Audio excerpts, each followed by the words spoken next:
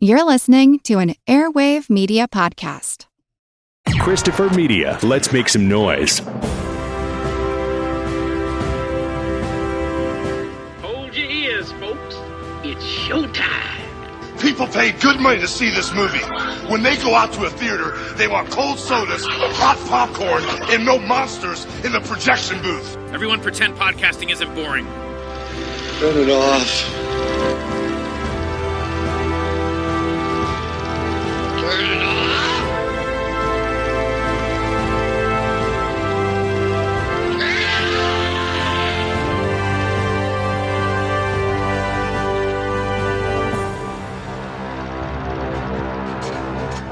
They come from the unknown, and they're here now, hiding, waiting to strike. You can feel their presence all around you.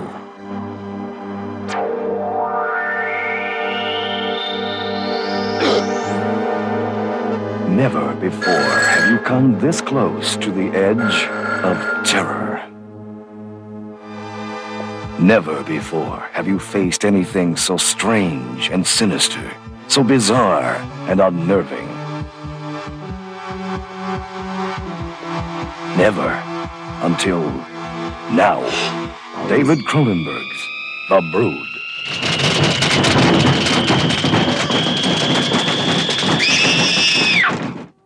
Are you ready for me, Frank?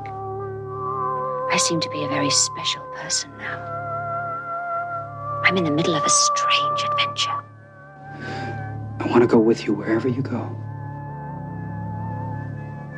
Do you? Yes. Then look! The Brood. You can run. You can hide and hope they won't find you. But you won't escape. Once unleashed, the Brood will destroy anyone who gets in their way.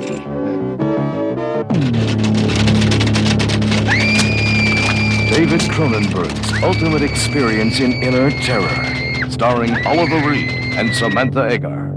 The Brood. They're waiting for you.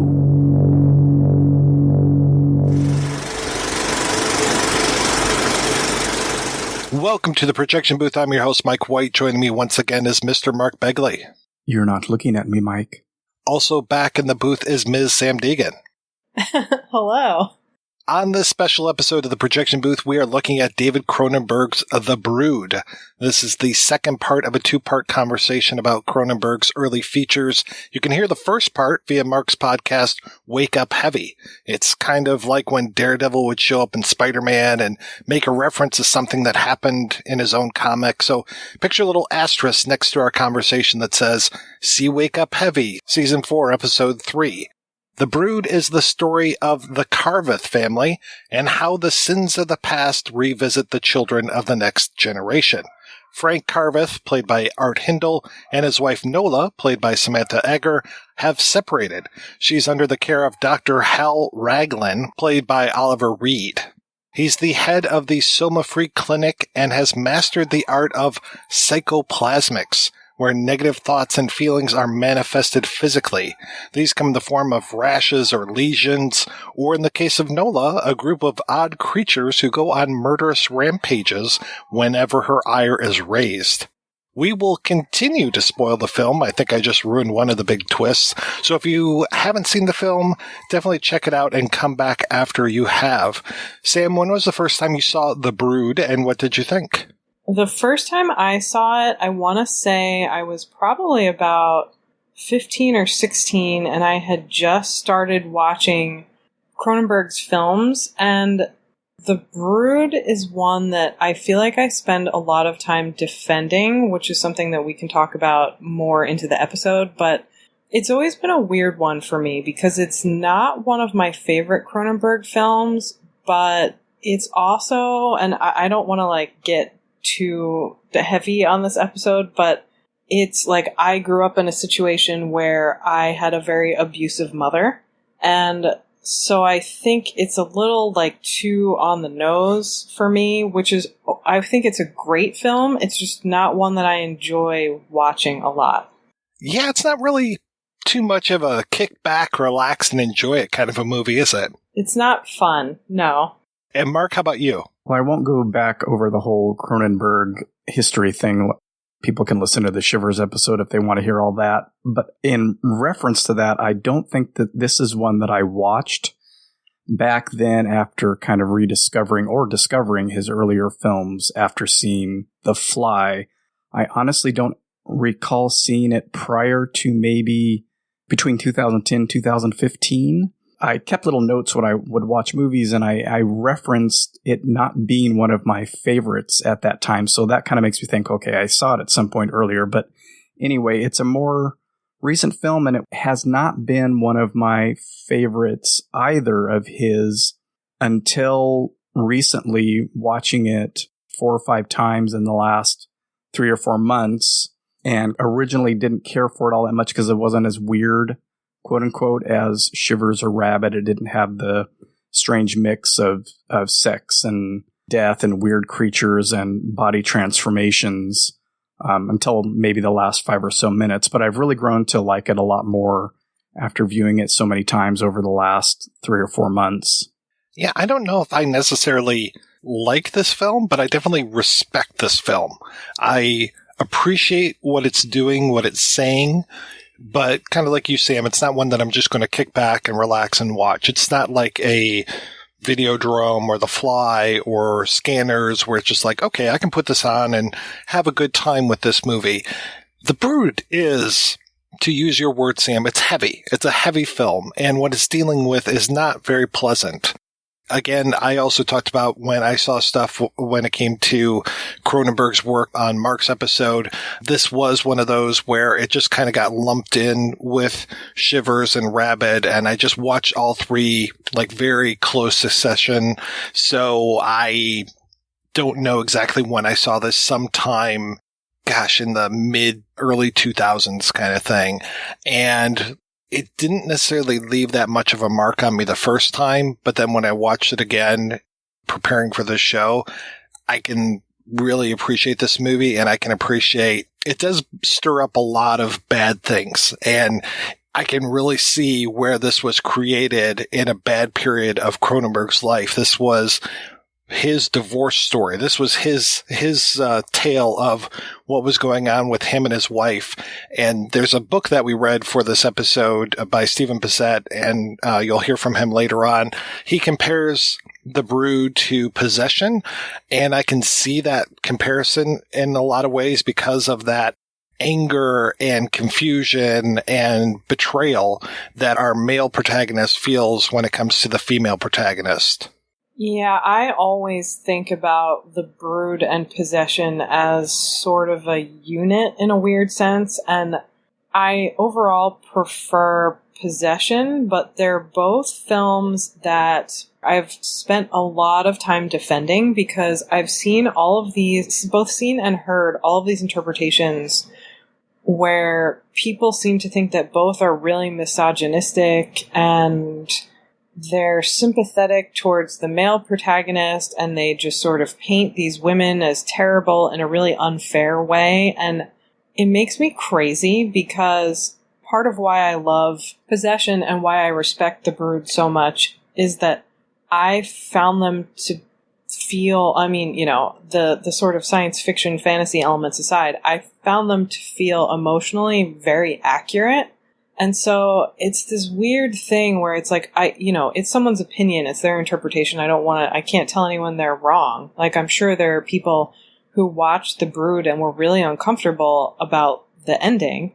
But at the same time, I think there's this tendency to downplay or ignore abuse when it comes from a woman, especially when it comes from a mother. And I think both Possession and The Brood sort of nail that, while at the same time the husbands are such bitches.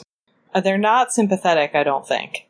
Let's not forget the other marital drama of 1979, Kramer versus Kramer, and how yes. it's the same kind of deal. I mean, I say that as a joke, but it's the same kind of deal where the dad is the savior of the kid and the mom is painted not necessarily as evil in Kramer versus Kramer, but definitely as someone who has abandoned their child and then makes, quote unquote, the right decision at the end of the film. My parents took me to see Kramer versus Kramer at the theater. If it came out in 79, I was 7 years old. Holy shit. What the fuck were they doing? Were they trying to tell you something? Maybe. They're preparing me for something that would happen after I was like 25, 26. So it pretty much prepared me for real life, I guess. Gosh. Yeah, that's fucked up to think that was, let's go out to the show and see this. At least we didn't go see Ordinary People as like a double feature. Or they could have taken you to see The Brood, so it was the same year. I can see why people would get upset about this movie, and I guess I could see the interpretation of the man as the put upon one. I mean, Art Hindle is our protagonist, if there is a protagonist in this film. But yeah, I don't see him as being heroic necessarily. He seems more acted upon than an actor. He only really does one thing in the movie, which is strangle his wife towards the end. And the rest of the time, he's a little like an investigator. Yeah, super inept investigator. You would think that as soon as you saw those little creatures, that you would make a much bigger deal about it. And especially like the hospital knows about this. There has been an autopsy that is done on one of these creatures. I would involve many more people than just my father-in-law. But everybody in this movie, maybe with the exception of Cindy Hines, the little girl, is to blame. And that's the thing in this, is that you are getting interpretations of all of this stuff, and you don't necessarily know what the truth is. Like you hear from Nola during the sessions that she has with Oliver Reed, and then you hear about her from her husband, from her mother, from her father. And it doesn't really feel like we ever get the truth of what happened to her in her childhood. And we just seem to get interpretations of what that might be. That's part of what makes it feel so accurate to me, is that on the one hand, you have this issue of memory being warped with time, where one person may feel very differently about a particular experience, and it may stand out more strongly in their brain and become a bigger deal than it was to someone else who participated in the event. And I think he does such a great job of that. But I also think in the case of failing relationships, and especially in the case of child abuse, everyone is to blame. And movies or narratives that sort of present it as here's this one person and everyone else just didn't know, it's like, that's some bullshit. One of the things I like so much about his films that I think sometimes makes other film writers and critics call them cold emotionally is this sense that everyone is sort of responsible or unlikable. And I'm sure you guys talked about this on the other episode, but especially in the first half of his career, in a lot of those early films, he has these male characters who, for another director, maybe would be the protagonist, but it's like they're to blame because they just fucking don't do anything, and you want to throttle them. Yeah, that did come up, the ineffective male hero, and that came up in the audio commentary, and I guess it's a peculiarly Canadian thing to have the hero who's not really a hero, who kind of mucks about the whole time and usually doesn't solve anything at the end of the film. And Art Hindle definitely plays that role in the film, and William Beard notes through his commentary how often Art Hindle turns away when he's confronted with any of the negative things that he's presented with. When he finds the teacher after the broodlets or broodlings murder her, he turns away. When he finds his father-in-law, he turns away. When he sees the bruises on Candy's back, he turns away. And so I guess, and it's nice to hear that was of a Canadian style. The ineffectual hero was part of the Canadian cinema at the time in the 70s and 80s. the way that it offers such a distinctive commentary on masculinity that I think is a little bit different than what we traditionally see, especially in North American horror movies. It just makes me think so much about that stupid boyfriend in Rabid, who he cannot get it together. And Mike and I talked about that as far as Paul Hampton is concerned in Shivers as well. And even, I can never remember the character's name in Scanners, although I guess he just seems more of a blank slate than anything, not maybe necessarily ineffectual. But that ambiguity of who's the hero and who's the villain in the film is what pushed me to like it a little bit more, and thinking, okay, when I started to pay attention to what everybody was saying about Nola's childhood, that's when I started thinking, oh, wait a minute, is she even telling the truth? Everybody has a different story about this. And it almost seems like she was able, as a young kid already, to manifest her rage somatically. And that kind of turned the movie up a little bit more for me when I finally paid attention to all the dialogue and what was actually happening, to think, oh, okay, this is a little bit maybe more layered than I originally thought. It's a really important choice that Art Hindle's character, and I've never noticed this before, but the entire time that I was rewatching it earlier today, is it just me or does he look like Peter Dinklage? I don't know why, he just reminds me so much of me. They have the same nose maybe, but it would be a radically different film if you had the husband as somebody who, if you had Art Hindle and Oliver Reed switch places and Oliver Reed played the husband, it would be a deeply misogynistic film. Like, if he's somebody who's really physical and aggressive, it would come off in such a different way than if you just have this sort of like passive guy who doesn't know what to do and he's just kind of fumbling along. But the ambiguities around her story, that's part of what makes me a little uncomfortable about the film, because people are so quick to dismiss allegations of abuse and to ignore abuse victims. The scene with the grandmother, Candy basically asks her what happened. And if the grandmother actually was an abuser, there's no way she would be like, oh yeah, I used to beat your mom all the time. It was great. So like, of course she denies it. But I've seen other interpretations where people talk about how they think she's just crazy and she wasn't abused at all. And that is what makes me, I don't know if it's that interpretation makes me uncomfortable, the fact that it's built into the film. I don't know. I really don't like it. That's right. I remember this picture. Your Grandpa Barton took this picture. Tell him the rest of the story that goes with the picture. Why was Mommy in the hospital so much? Well, someday she would wake up and she would be covered with big, ugly bumps. The doctors were very worried because they could never find out what those bumps all over her skin really were. Well, there was obviously something wrong between Nola's mom and dad, since they are divorced. Not to cast aspersions on the mom or the dad whose fault it was. People get divorced. I've been divorced. My folks got divorced. Things happen. But obviously something happened, and Nola was affected somehow by this. And again, I'm not trying to lay blame at anybody's feet, because we don't get a whole lot of the parents in the movie.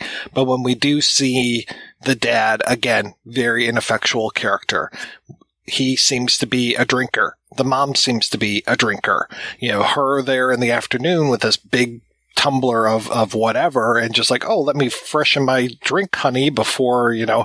And also, this is a different time. So me here in 2020 looking at this going, oh, wow, she's day drinking. That's really not a very good thing. In 1979, she probably had a wet bar in her house. You know, things have definitely changed over the years as far as our attitudes toward alcohol.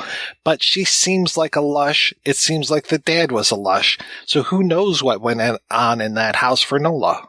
The thing that I probably respect or enjoy about the film the most is it's almost like he's saying it doesn't matter what happened. What matters is that pain was inflicted on this child and she grew up into an adult who never dealt with or resolved that trauma, and that lingering trauma is going to lead to other monstrous things, and it will continue into a whole other generation. And that's what I think is so well done about this film. I'm really curious if I know anybody that didn't undergo trauma when they were younger. And especially now you look at this and you see all the shit that Candace goes through. I mean, the laugh line is, imagine how much money she's going to have to pay in therapy, because she is just going to be completely traumatized. The divorce of her parents, the splitting apart of her family, it was already bad enough. And now she's seeing her grandmother's corpse. She sees her teacher being completely brained. All of these horrible things are happening. She's being walked from school by these two creatures that kind of look like her, but kind of don't at the same time. These monstrous versions of her. Her therapy bill is going to be through the roof. It's so frustrating. The first time you watch this film, there's the scene where he's giving her a bath and he sees the bruises all over her back. And then he goes and talks to Raglan and basically says, my kid can't come here anymore. She's being abused. And Raglan basically like threatens legal action. And you're just like, oh, where is this going? It's a lot. But there also, and I think I get why so many people, obviously not just me and that other author, find that comparison to Possession, because there are similar scenes in Possession where there are these sort of like intimate father-child moments where you see a father as a parent, which I feel like is something that you don't see very often in late 70s or early 80s films. Dad is usually this sort of more remote figure who goes to work and makes money, not the one who gives you a bath and helps you get dressed for school. And so that's one of my favorite things about this, is that it just feels a little more nuanced in the way that it shows family dynamics. Well, if you like that, there's a whole toothbrushing scene in Kramer versus Kramer. That's pretty much the only thing I remember. I was going to bring Kramer versus Kramer up again, but decided not to. It's inevitable. You will learn to make French toast correctly. Or else. This movie also plays in this thing that I love so much. I sound like a broken record sometimes when I try to impress upon the listeners how fucked up the 1970s were. This opening of this film, where you have Raglan, the Oliver Reed character, speaking to one of his patients, and this whole therapy session that's going on, this idea of psychoplasmics, there are things that are like this. Like when you get really super stressed out, you might stress eat, or you might break out in acne, or your back might start to bother you. There are so many things where there are physical manifestations of inner stresses.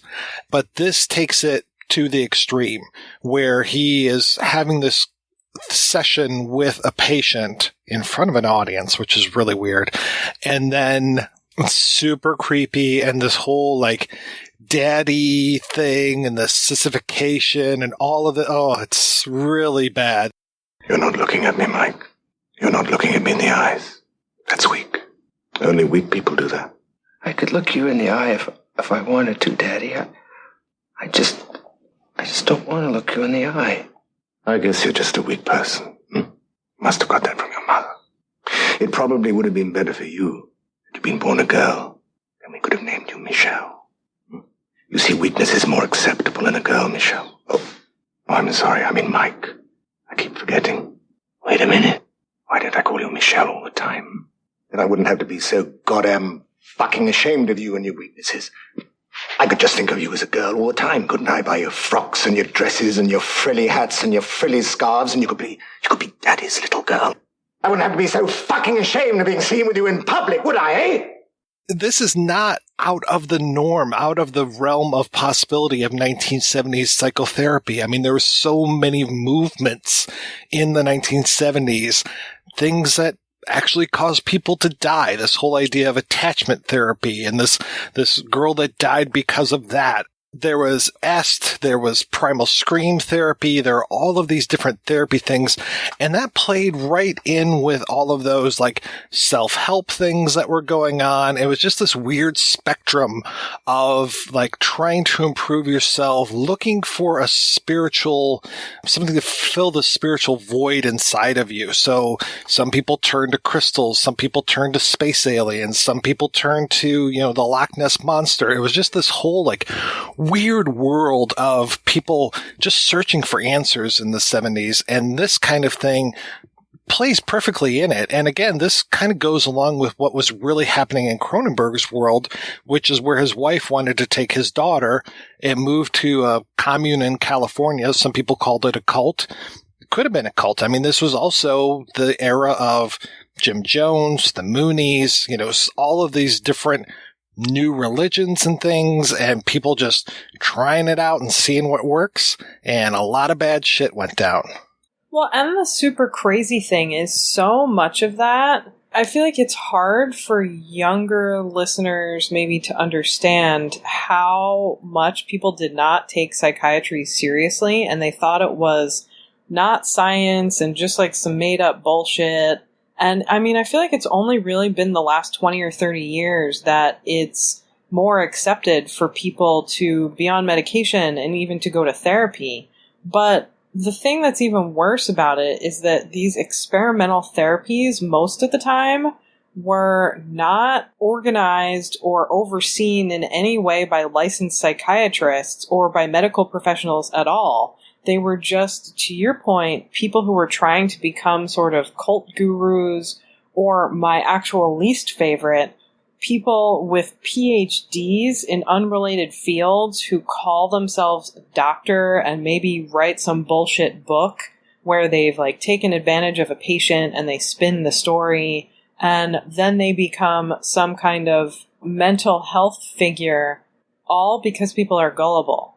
The script was included with the rest of the material on the Dropbox file, and I didn't have enough time to read through it, but I did kind of page through and didn't see too many differences other than that opening scene where, along with the welts and lesions, Mike actually starts to manifest breasts, taking the sissification thing and maybe I should call you Michelle and buy you a dress. I was like, wow, I'm kind of really glad that didn't get filmed. I'm sure it had more to do with, not being able to get the special effects right or something.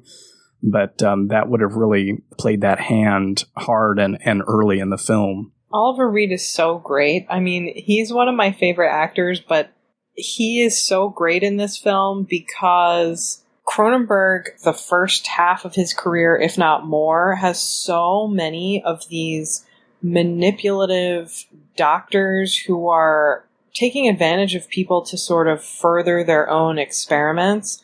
And I think Raglan is one of the most dynamic examples of that. And I think it's because he's played by Oliver Reed. Like, Oliver Reed is just incapable of being the sort of flat, cold figure that you see in other films like Shivers and Rabid. He's like always at 11, especially in the beginning.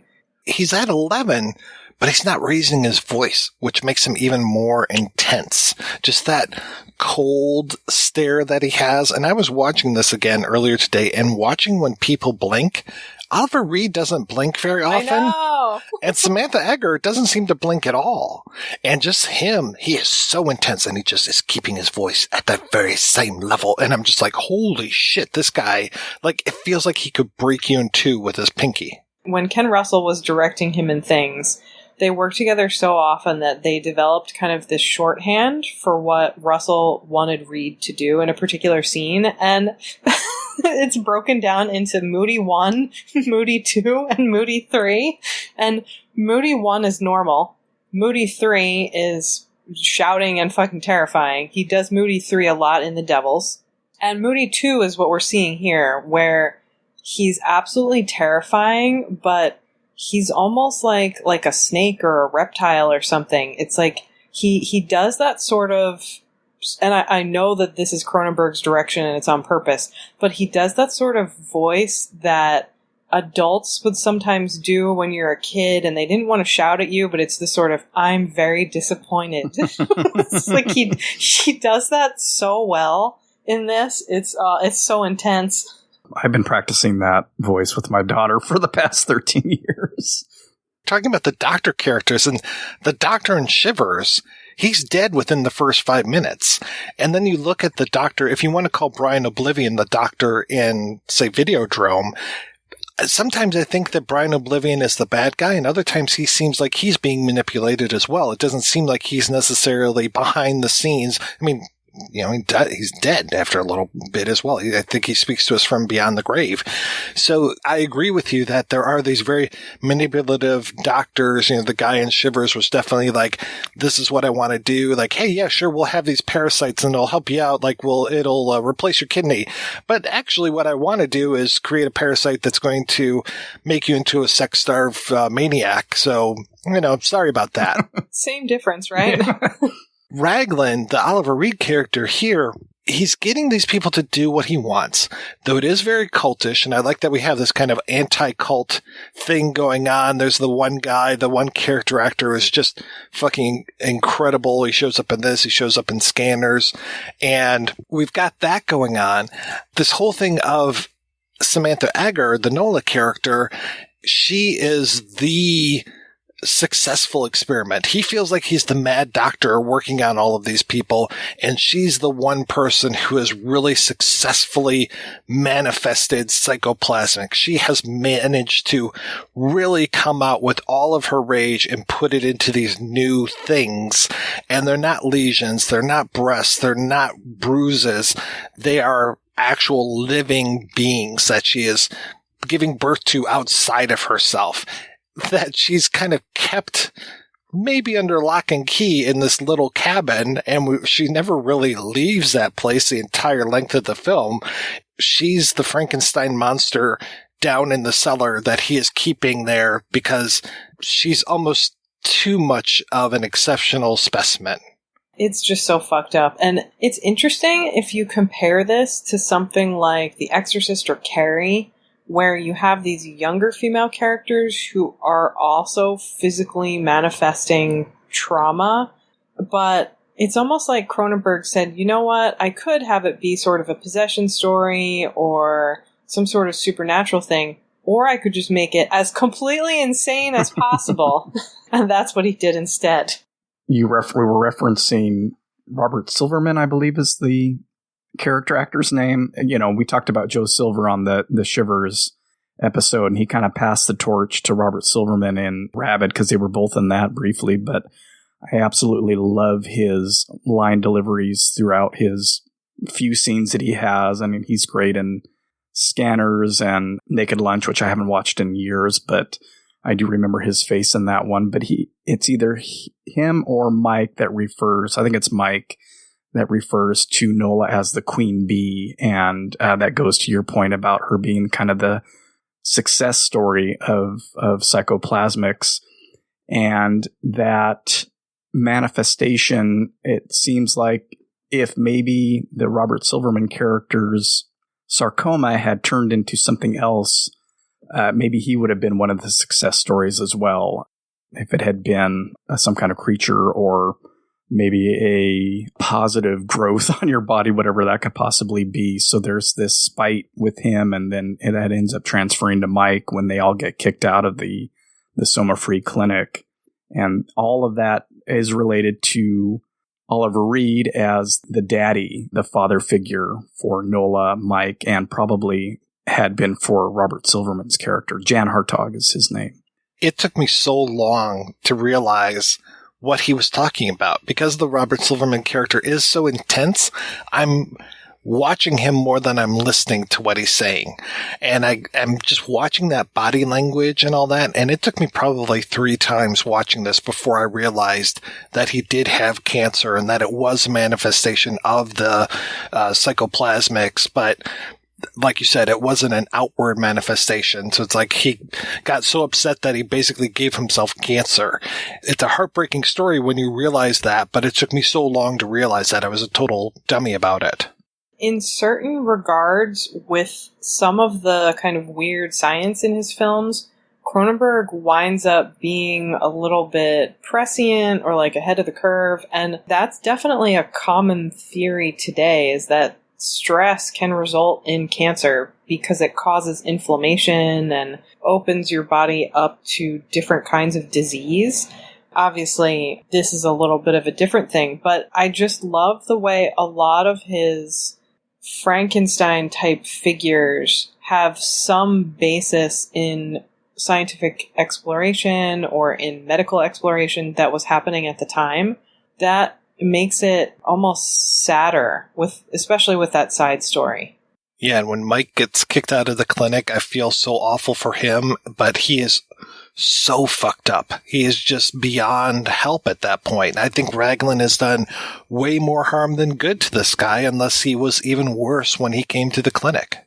If you see different movies about cults or narratives about cults, it's the same sort of thing where even if it's like a story about real, like a factual story that you're reading, it seems like so many of these people don't have backstories. Like, they don't have fully developed lives. And I think Cronenberg has a great way of tapping into that in a lot of his films, where people get sort of sucked up into things like Shivers.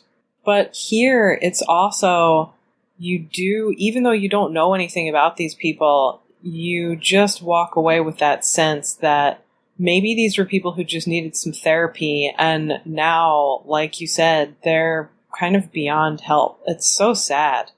Well, and that goes back to the cult aspect too. And when you were saying that, I was thinking of the Manson family and how very little we know of the girls' lives before that, or how, I mean, we assume, or, maybe it's been reported that they come from broken homes, and but I don't think that's true for everybody that ends up in a situation like that. Which also fits with this whole movie about broken homes and divorce and just this cycle of abuse that happens. This is so depressing to talk about. Jeez. To go all the way to the end of the film, it becomes very apparent that that's going to continue. And actually, that question came up with me with the Candace character when Frank discovers her bruises, and kind of having that idea in my head that no one's really telling the truth here. I thought, well, maybe she's already doing this to herself. Maybe these are her manifestations of her trauma. She's obviously traumatized throughout the movie. I mean, she has a 1,000-yard stare throughout the film and barely looks anybody in the eye. She seems to have warm feelings for her grandmother and grandfather, but most of the time she's just got a really blank expression on her face. And so I started to think maybe these are already the manifestations, which of course we see for real at the end of the film. But yeah, she's going to be one messed up little kid. Yeah, I've always wondered about her bruises. Are they from her mother? Are they from the broodlings? Are they from Dr. Raglan? Are they, like you said, manifestations of something that's going on? I mean, it's so strange. I mean, we never get answers. And I think that's probably one of the reasons why people maybe don't gravitate towards this film as much as they should, because this is a movie that raises more questions than it has answers for. But these questions are so darn interesting. I think he does that a lot, though, and that is definitely one of the things that I love the most about his work in general, is he never makes things easy for you. And especially at the end of the film, it's this sort of situation where I think he takes a standard kind of horror narrative or sort of fighting the monster narrative where you have this protagonist who has to come along and kill whatever the monster is. You know, in this case, a man killing his own wife. But it's like it doesn't even matter because of the way that we're shown pretty clearly that the cycle is still going to continue in Candace because she was already so fucked up by the time the movie started. And that quality of, I don't even want to call it nihilism because I don't think that's quite it, but I think definitely with things like Dead Ringers and The Fly to a different degree, and definitely also with Rabid, you have this sense that even though we're sort of following this horror narrative, you reach a certain point at different degrees in these different films where you know that the situation is hopeless, but you're just sort of still there for the ride anyway. And I don't know any other director who can do that so well. One of the things I love about Cronenberg's films are his companies. He's always got these sinister companies, and it's kind of the same here if you want to consider the clinic that Raglan is running to be a company. I love that it's called Somafree, this whole idea of body free. Just all of these names that he has. He always comes up with the best character names and the best company names, and I love all of these things. I'm trying to remember what the name of the elementary school is, because I think that even has another name, another meaning as well. And the fact that the family are the Carveths, but probably my single favorite name in the whole movie is Hal Raglan, which is it's the most 70s thing ever, but it also makes him sound really kind of menacing. Yeah, I was trying to look up what Raglan meant, and the only thing that got was a type of sleeve. That was the only difference really I saw in the script, was that his name was Raskin in the script, which is a little bit harder to say, actually, so I'm glad they changed it. There were a few names in there that were different from what ended up on the film. Raskin is a little bit more Russian, Eastern European sounding, where Raglan just has this kind of weirdly generic North American vibe, if you know what I mean. This movie is so freaking Canadian, it is crazy. I mean, there's the accents that we hear at times. I mean, when you hear from Cindy Hines later on, her Canadian accent is crazy good. Just to see the houses, to see everybody in their winter clothes, to see all the kids in their snowsuits, it just brought back so many memories of how awful snowsuits were, and the whole donning and taking off of the snowsuit when you got to school. Oh, it was horrible. I hated snowsuits, and I had such a small walk to school, but my God, would I have to get bundled up in one of these stupid snowsuits with the stupid moon boots that would take your shoe off with it no matter what. It was terrible. Oh, I remember. As a kid, I actually, for a couple of years, grew up in Canada, and the snow was always above my head, so all of the layers, and I'm one of those people, even as a kid, I really love the cold and the snow. So as soon as I put some layers on, I started immediately sweating. And as a kid, it was just like, take off this this padding, this armor. I'm dying. It's like Randy in A Christmas Story, where you can't put your arms down. What is it? I can't put my arms down! Well, seeing as how our winters rarely get above 50 degrees or below 50 degrees, I do not have this experience. I do not have this shared experience with you guys. Just wrap yourself in a comforter one day and and then put like trash bags over the top of the comforter, and that's kind of how it felt. When it comes to Raglan, he's only got a few people around him that aren't patients, and he's got the one younger guy that is with him. It always makes me think that there's like some sort of relationship going on there. I could be completely off base, though. I just recognize him from other Cronenberg films, so that's all I could think about when I saw him. I was like, oh, he's in The Dead Zone and a couple other movies. He's the killer in The Dead Zone, and so I didn't really even catch any of that, but that's interesting.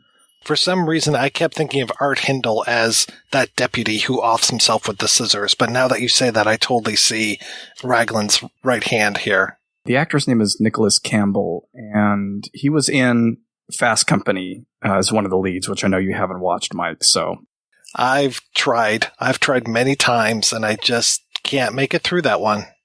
It's all right. I love that this is the first time that Cronenberg is working with Howard Shore. The score for this movie is fantastic, and Shore did it all as kind of an homage to Psycho by just using all strings. I think he said he had 21 strings in there. And not only was he doing this as, I think this was his second feature that he was doing, and he was very experimental before he was getting into this. And one of the things that he did was recorded this all live. He would just have the movie playing and he would record it all, I think, in one big session. So it's kind of wild that he could do that. Yeah, can you even imagine? No, I don't think that's how you're supposed to do it. Don't tell Howard Shore how to live. It is such a good score, though. Again, back to the Dead Zone, this is one of the films that he didn't score, and whenever I watch that movie, and I watch that fairly regularly, it reminds me of the score from this movie. And there's some strings that, it's not really the Psycho kind of strings, but there's one where it will peak, and I have no education in music, so I don't know what it's called when it goes up, but kind of like a sting, but not used as an exclamation point on a scary scene. It just kind of rises up, and that is prevalent in the Dead Zone. So I always have to remind myself that that is one that he did not do. There was an influence there that came from The Brood, because it's so distinctive. They're both so cool. I mean, they're both just dead winter Canadian movies as well, so the feel would definitely be there, would be very similar to The Brood. I always have been curious, too. I think that Bissett addresses this in his book, the similarities between The Brood and Don't Look Now or Alice, Sweet Alice, this whole idea of like the little person in the red coat, or in this case, the red snowsuit, or the yellow rain slicker who ends up being the murderer.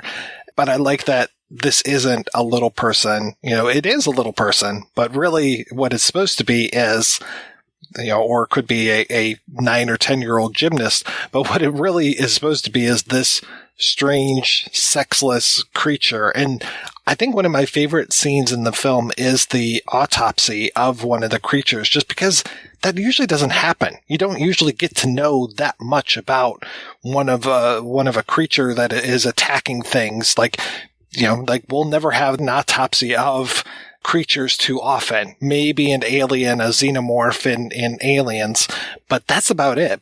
You see, what we're talking about here is an organism that imitates other life forms, and it imitates them perfectly. When this thing attacked our dogs, it tried to digest them, absorb them, and in the process shape its own cells to imitate them. But I love this autopsy scene that they have, and I think that they were doing like filters over it because maybe it didn't look as good as it should have, but then that also adds to this kind of dreamy nature of him remembering it as he's driving to his next location. It really struck me watching it again today how bizarre the scene is, because so many things about it are wrong or unusual. Like, there's no reason that Frank would be allowed in an autopsy like that. And there's also no reason. So, like, okay, let's say they discovered the body of this, you know, mutant child thing. Of course, the medical examiner is going to autopsy it, but I think it would be the sort of situation where, like, in any other movie, the government would get involved and the body would be sort of whisked away or something along those lines. But it's just this, like, weirdly intimate scene where it's the three of them in the autopsy room, and it sort of gave me some, like, precursor to Dead Ringers vibes, because it's in that weird neon pink that I love it. It might be my favorite scene in the movie, but it's so bizarre.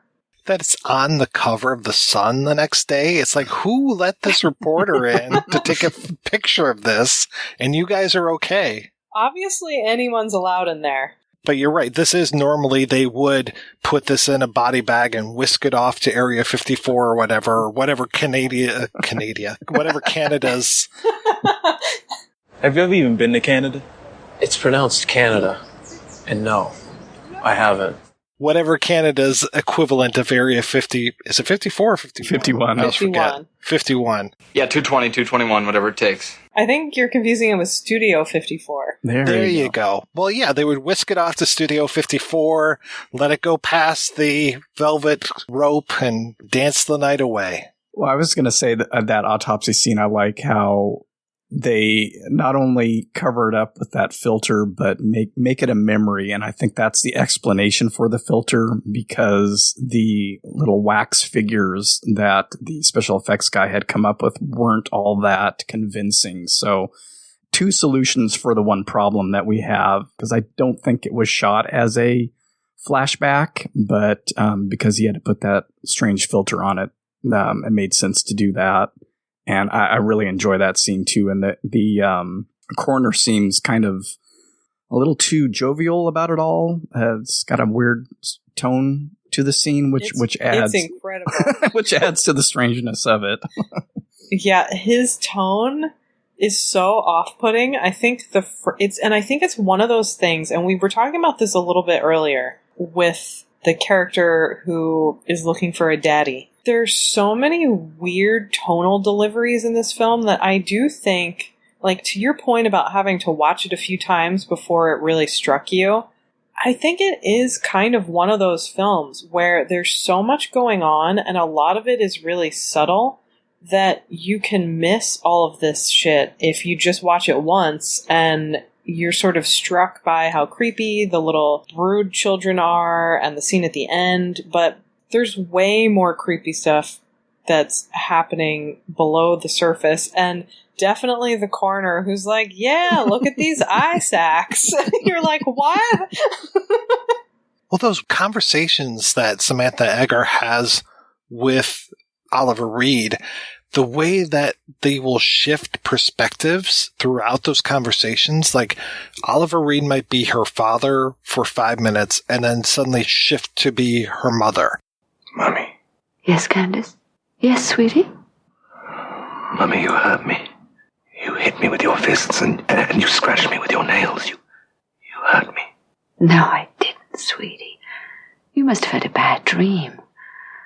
Mummies don't do that. Mummies don't hurt their own children. They don't. They never do. They never do. Sometimes do. Sometimes, then they're bad mummies. They're fucked up mummies. Like whose? Like whose, Mummy? Like mine was. Fucked up and bad. No, I'm not, Nola. You're being so unfair, sweetheart. Mummies never do that. Mummies never hurt their own children. Did hurt me. Beat me and you scratched me. You threw me down the stairs. Show me what I did. Then stop it now, darling. You show me. Show me your anger, Nola. Show it to me. Go all the way through it. Go all the way through it to the end. Right to the end.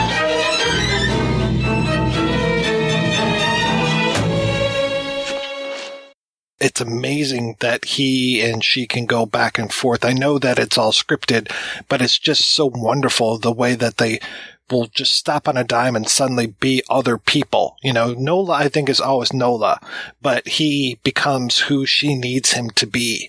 And I just appreciate those scenes so much.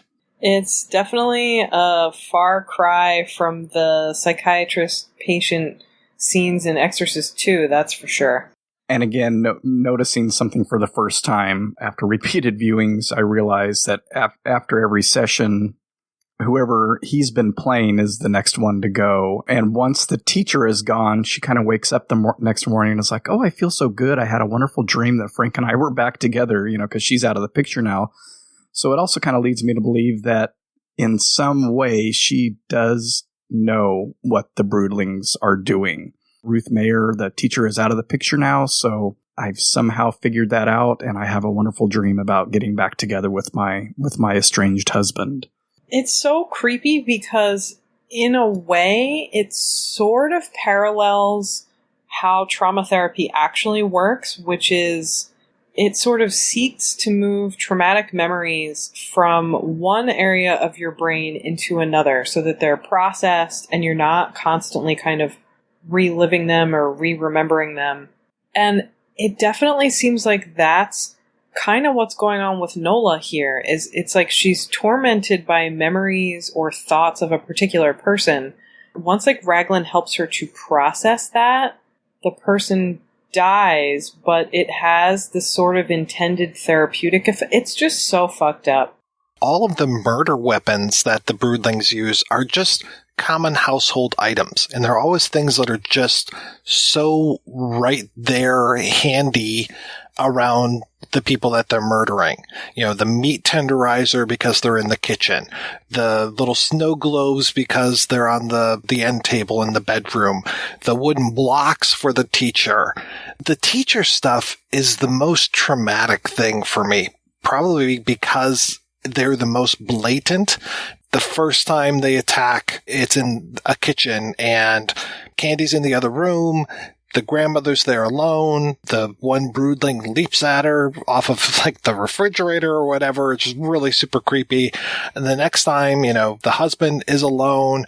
But then when it comes to the teacher, it's all right there, all in the daylight. And we've talked before about how scary things can be when the murders are happening in the daylight. That's one of the reasons why I think Halloween is one of the scariest movies, are the moments that you see Michael Myers out in the daylight.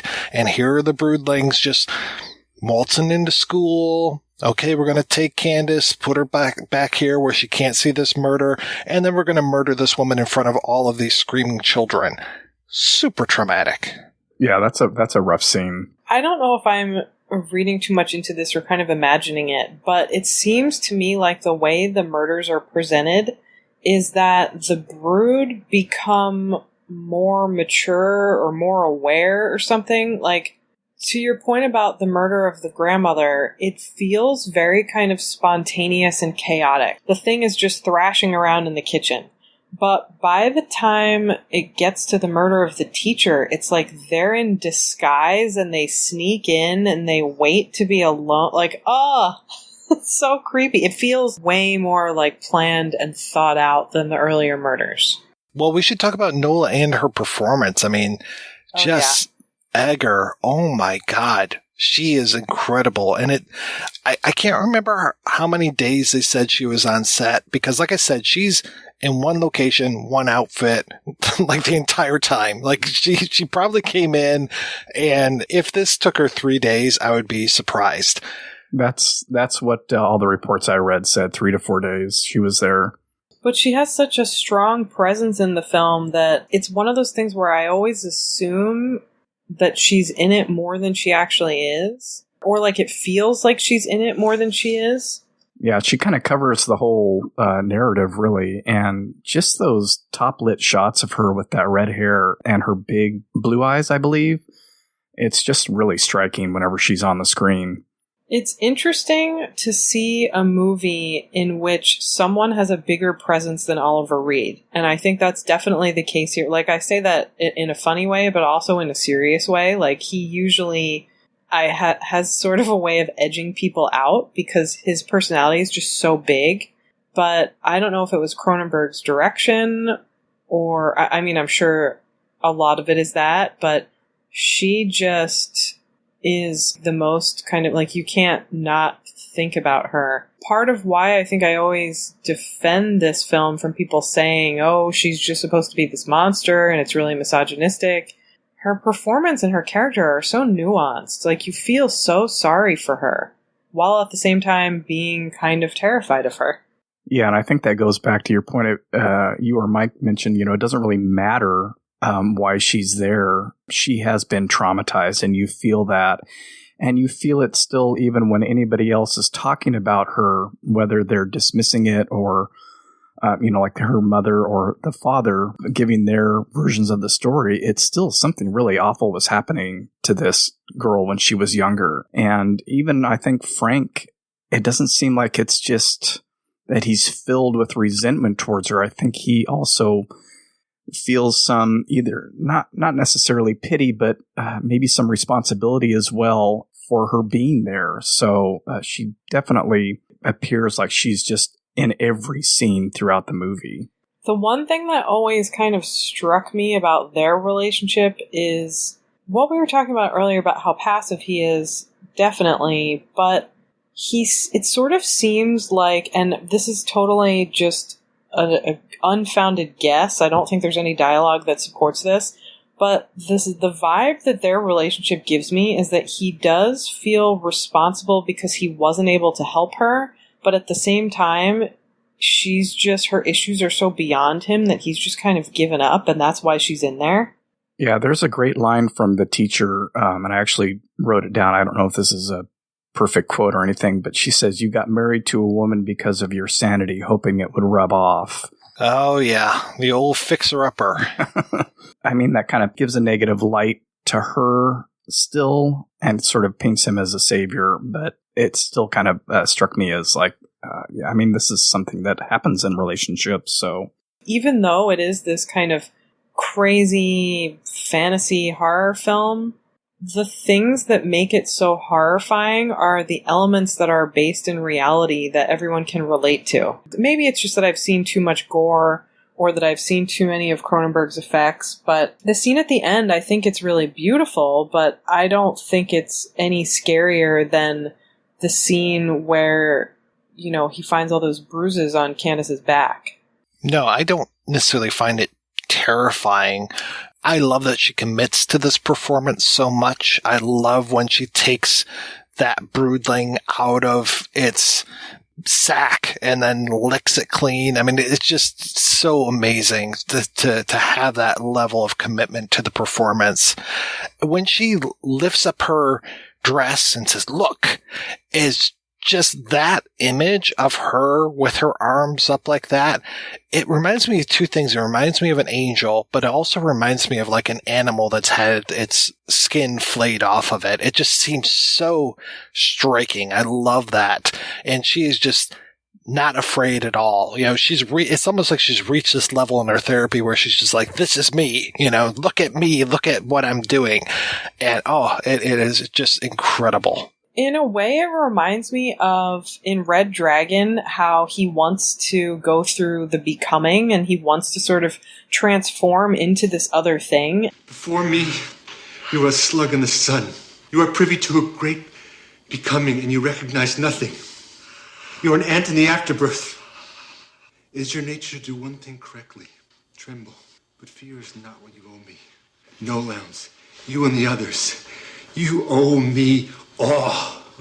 And that's definitely one of my favorite things about The Brood is, you know, you have this scene where everybody's trying to manipulate her for good reason because they're fucking terrified of the Brood.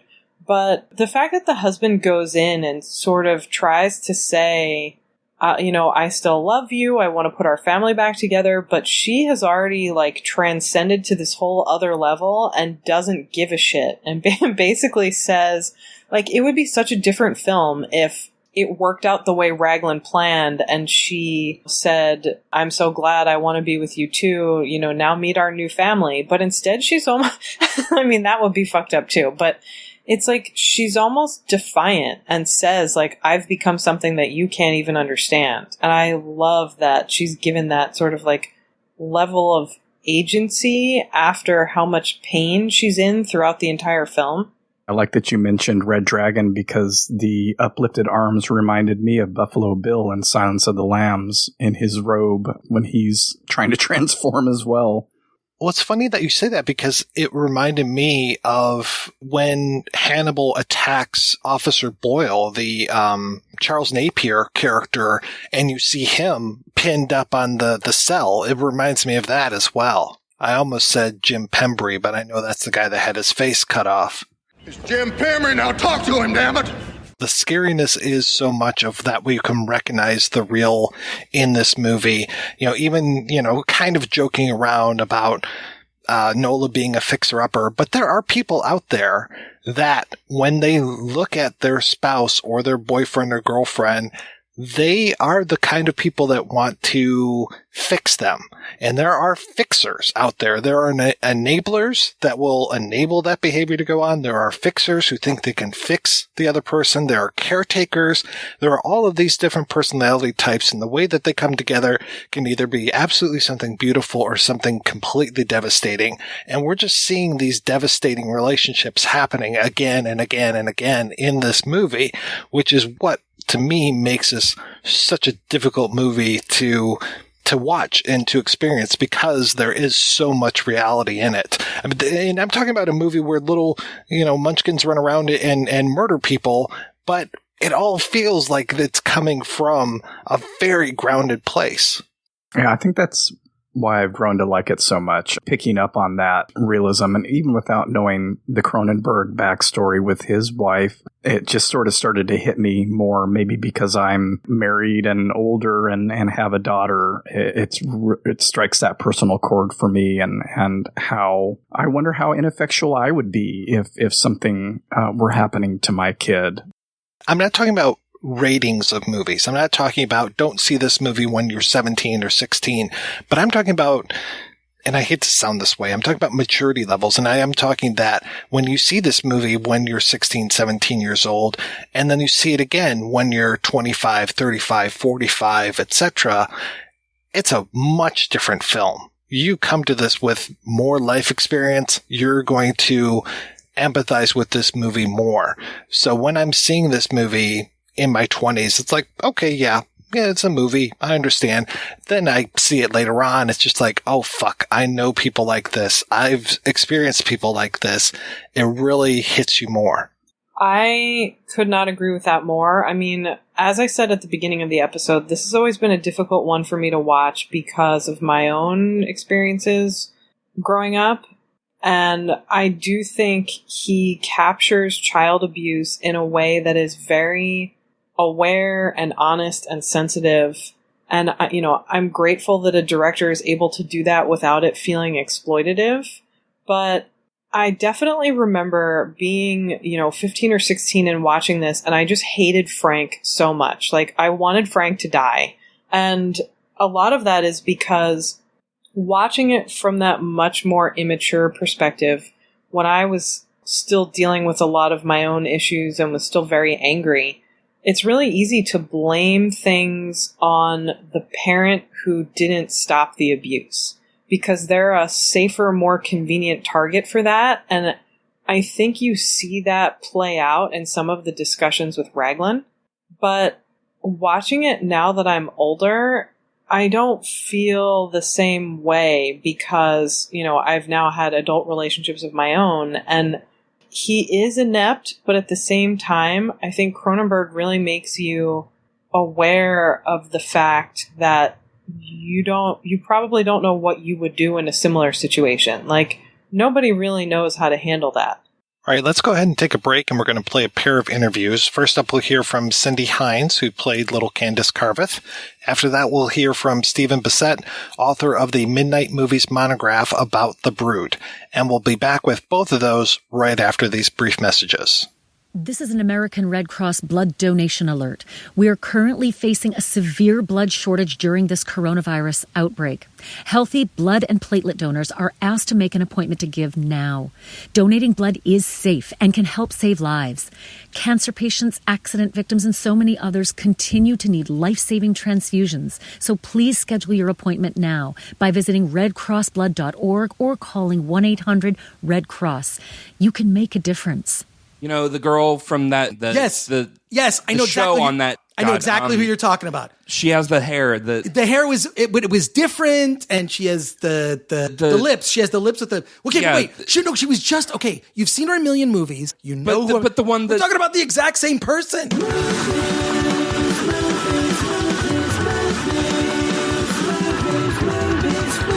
We don't always suck as bad as this, but listen to me, Chris Gore, and Anthony Ray Bench on the Film Threat Podcast. You got questions. Sometimes we have the answers. It's not easy having a good time, and it's not cheap either. Every week, the Projection Booth brings you a new show, possibly even two, focusing on all genres of cinema. If you've sat through the 7-hour Conan episode, the 6-hour Star Wars episode, or even the hour-long Superbman episode, you know that Mike and his co-host put forth a lot of work into researching the movies, tracking down the interview subjects, and putting together one of the best podcasts on the internet. Now I'm asking you if you can repay all that hard work by giving back to the Projection Booth. The show has a Patreon fundraiser at Patreon. That's patreon.com/Projection Booth.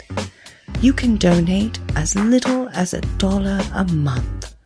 That's $12 a year. At least 50 great shows and 2 terrible ones.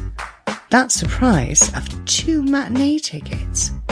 Now, isn't the Projection Booth worth it? Once again, that's patreon.com/Projection Booth. Donate today.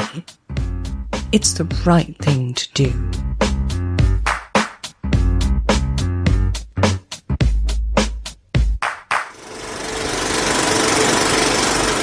I'm always curious when it comes to people that were actors when they were children, as far as when that decision was made. Was it your decision, and how did you come to it?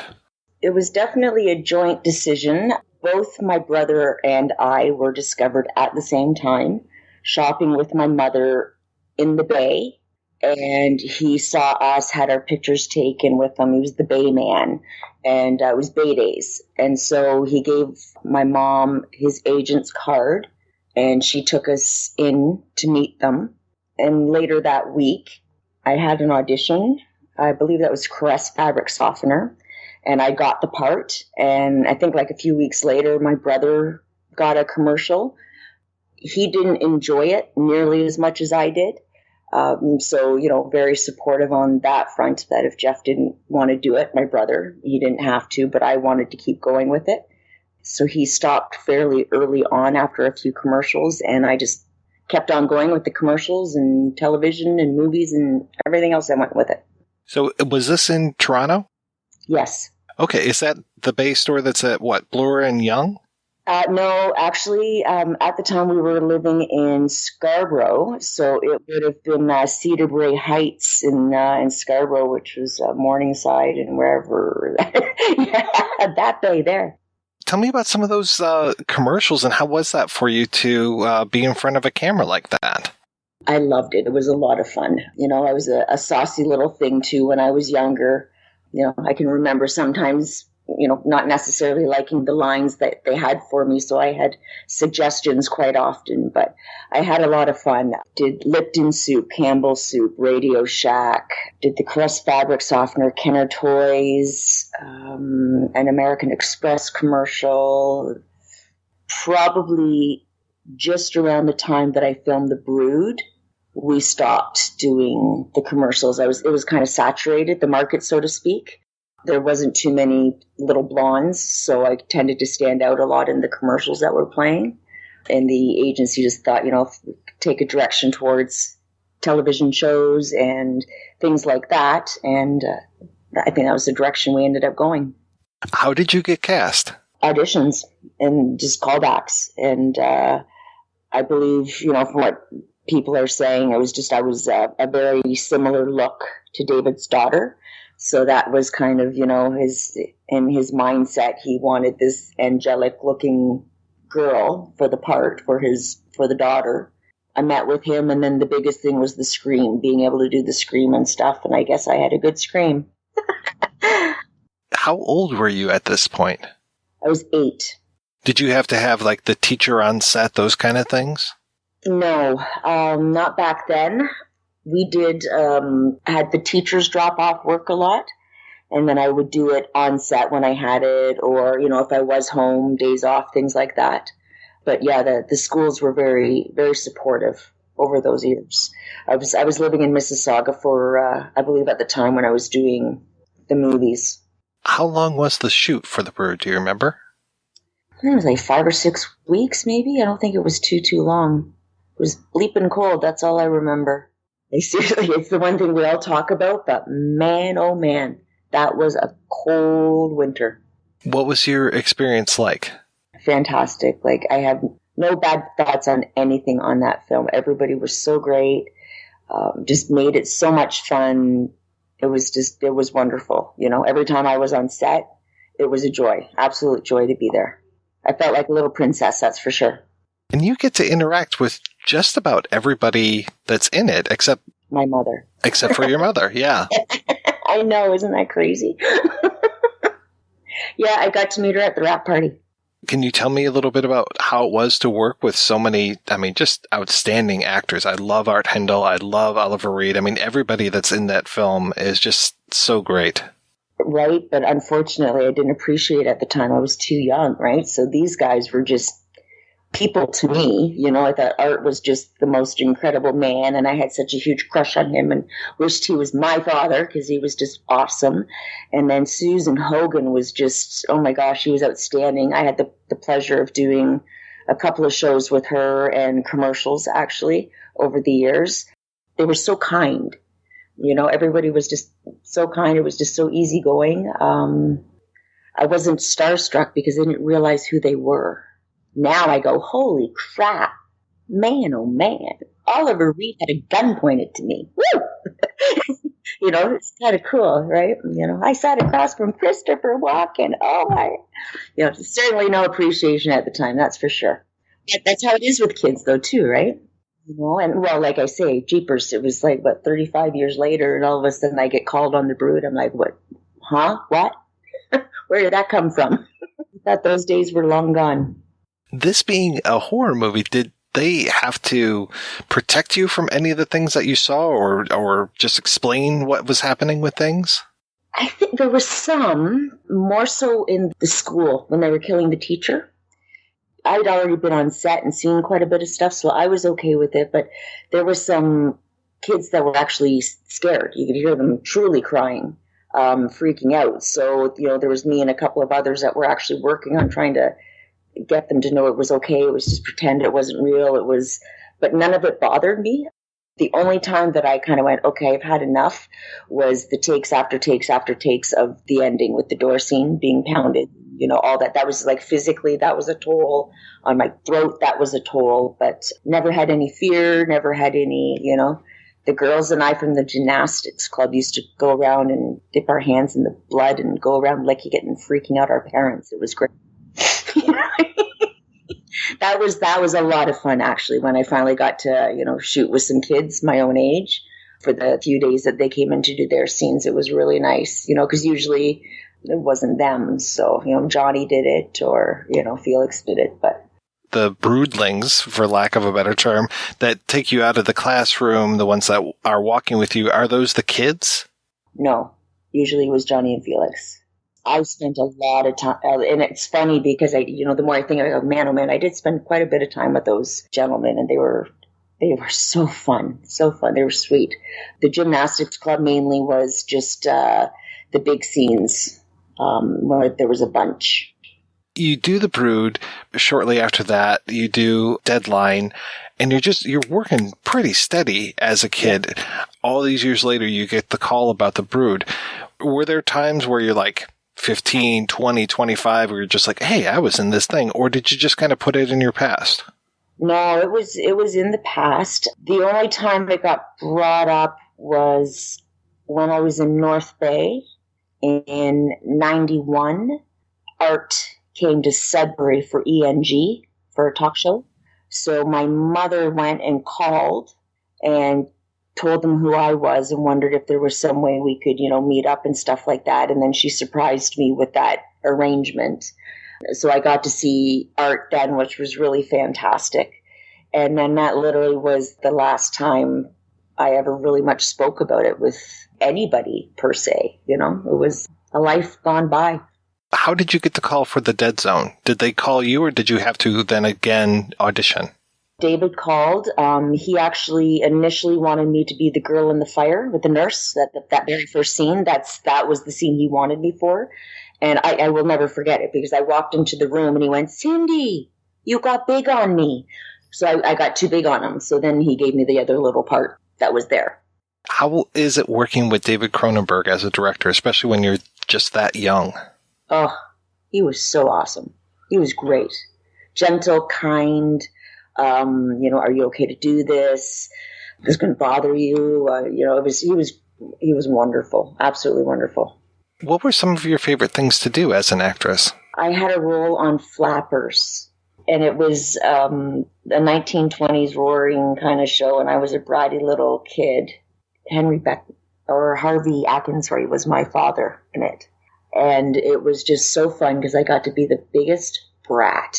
You know, I didn't have to be a good girl. I didn't have to be like, because all these roles I'd been playing, you know, Littlest Hobo, or the movies that I was doing, or things like that. I was always such a good girl. So this one was just great. And the only thing was the makeup and the hair, lots of ringlets and all that kind of stuff, which was, 3 hours in a hair chair, but I digress. That was a lot of fun to film that one. There was just so many. I did a special for Book Week one time, and that was just a whole lot of fun. A lot of kids and just games and a good time on set. Lots of good memories. The Littlest Hobo, a heck of a lot of fun. Got to do 2 episodes, which was fantastic. King of Kensington.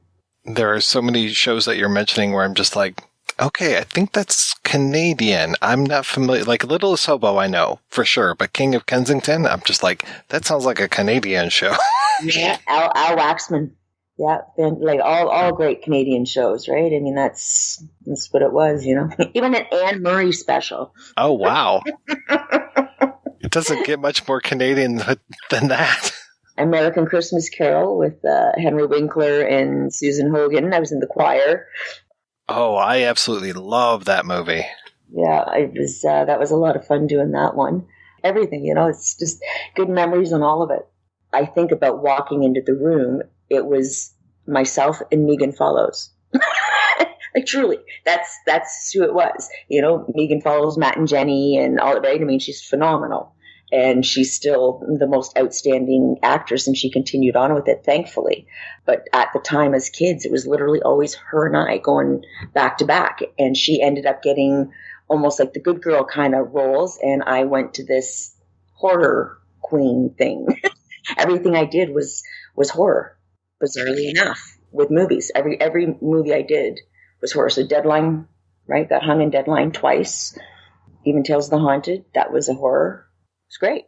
I didn't even think about that, how all of those roles were horror roles.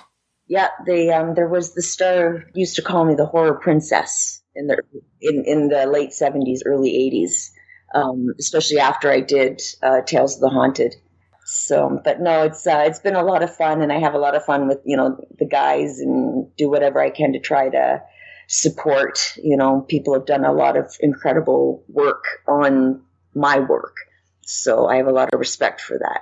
You know, I met the guys from Shock Stock in London up at the movie theater because they were doing a drive-in thing, and we were sitting there talking, and all of a sudden the guy's like, "Oh my God, your Deadline.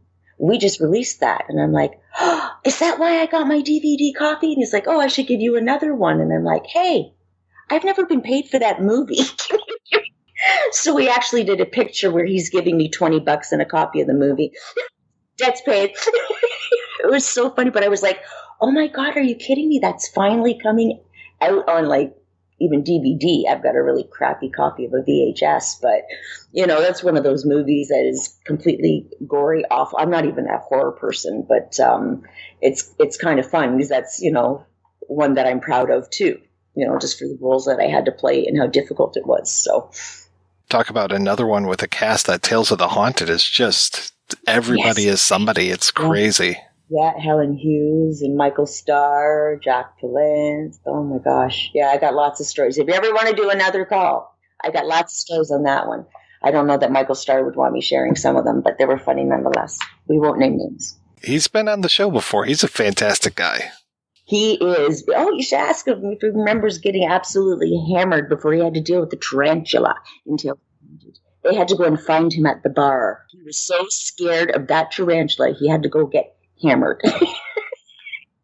And then these were two kids playing with the goddamn thing, and it's crawling up my arm, and we're like, woo! It was so funny. So funny to Derek and I. The adults, not so much. But he got through the scene. You know what? He was a gentle giant. That man was massive to me. He seemed so massive to me. Did you decide to retire, or did you go into working on stage? Or because the last credited thing I see is 83, but again, you're not credited for some of these roles.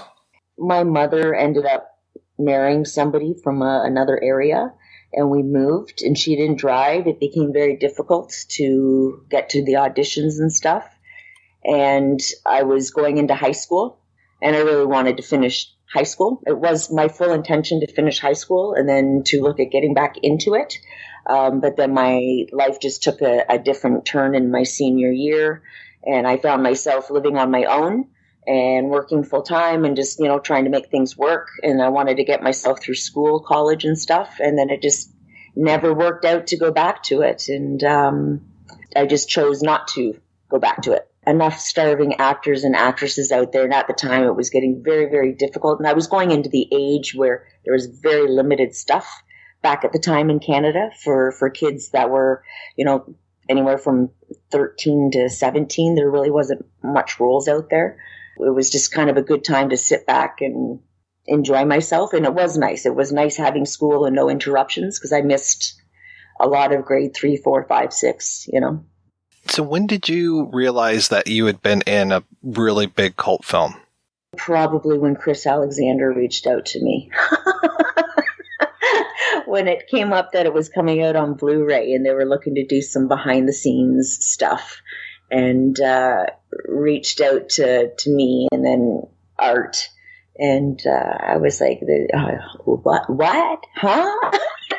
All right, that's kind of cool. And then I got asked to a Comic-Con, and Art and I did it together, and I could not believe the people that were coming to see me. It was just very moving, very humbling, and it was like, well, that's wow. I guess I better give some more weight to some of these things that I've done, you know? So what are you doing these days? These days, I am selling real estate. I am a realtor. I am raising my son. He's severely disabled with cerebral palsy. Just recently divorced, so just, trying to get myself sorted out there. But I was running a restaurant and a coffee shop. We'd built a 6,000 square foot building in our town, and I opened up a 296 seat restaurant. That was what I went to school for. Wasn't ever my intention to keep it long term, so was able to, sell it off and that kind of stuff. But hoping in the next few years to slow down, put my feet up, and rest a little bit. But when I can find the time, I love to volunteer. So I spend a lot of time with the Snow Film Festival and the Barrie Film Festival, theater, volunteering, that kind of stuff. I love it. I love to volunteer. That's my favorite thing to do. Ms. Hines, thank you so much for your time. This has been wonderful talking with you. An absolute pleasure. You as well.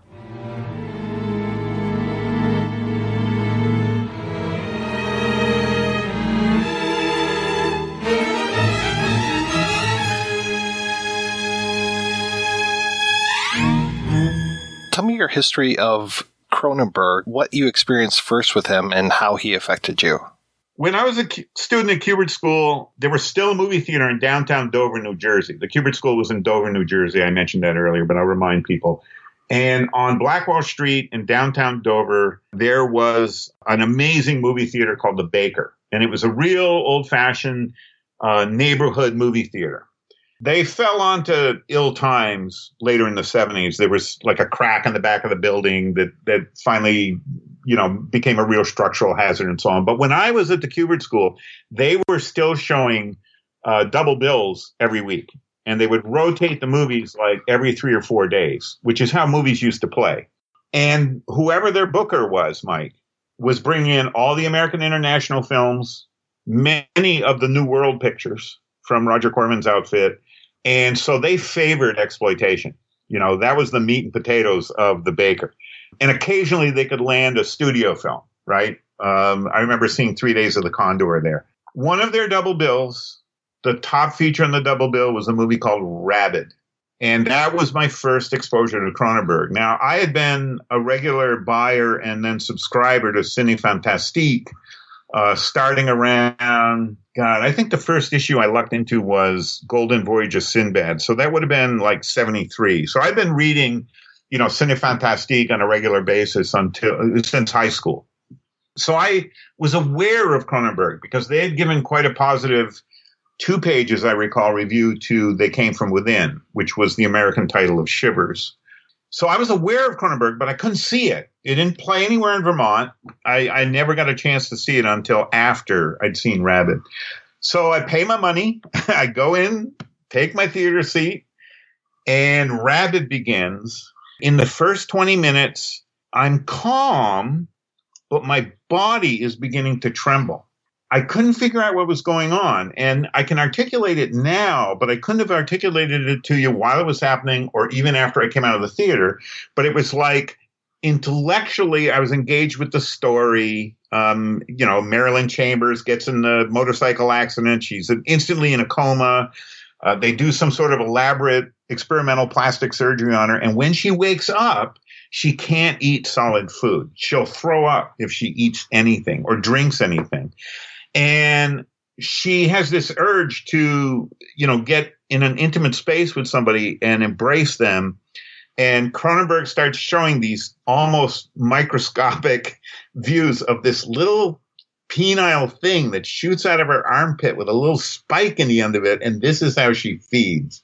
And my body began to tremble. It's like, oh my God. So intellectually, I'm following the story, but the movie's talking to me on like a cellular level. I'd maybe seen one or two underground films that had that kind of impact on me. When I say underground films, I'm talking about the classical underground films, Stan Brakhage, Ken Anger.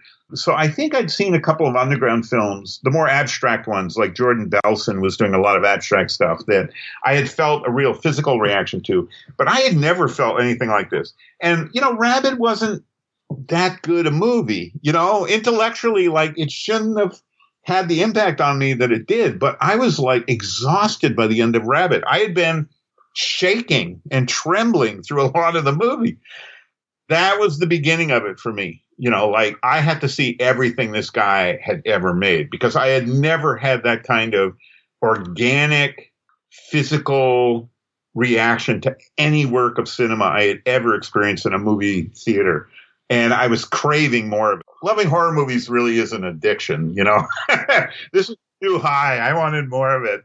And that was the beginning of my obsession with Cronenberg. The only other film I remember seeing 2 years later that actually trumped the power of Rabid was the first time I saw David Lynch's Eraserhead, which went to the same place and even deeper, because Eraserhead was the closest thing I'd ever seen to a genuine nightmare in my life. And I love Eraserhead. I think it's actually quite funny. But so that was the start of it for me with Cronenberg, was seeing Rabid at the Baker Theater, downtown Dover, New Jersey.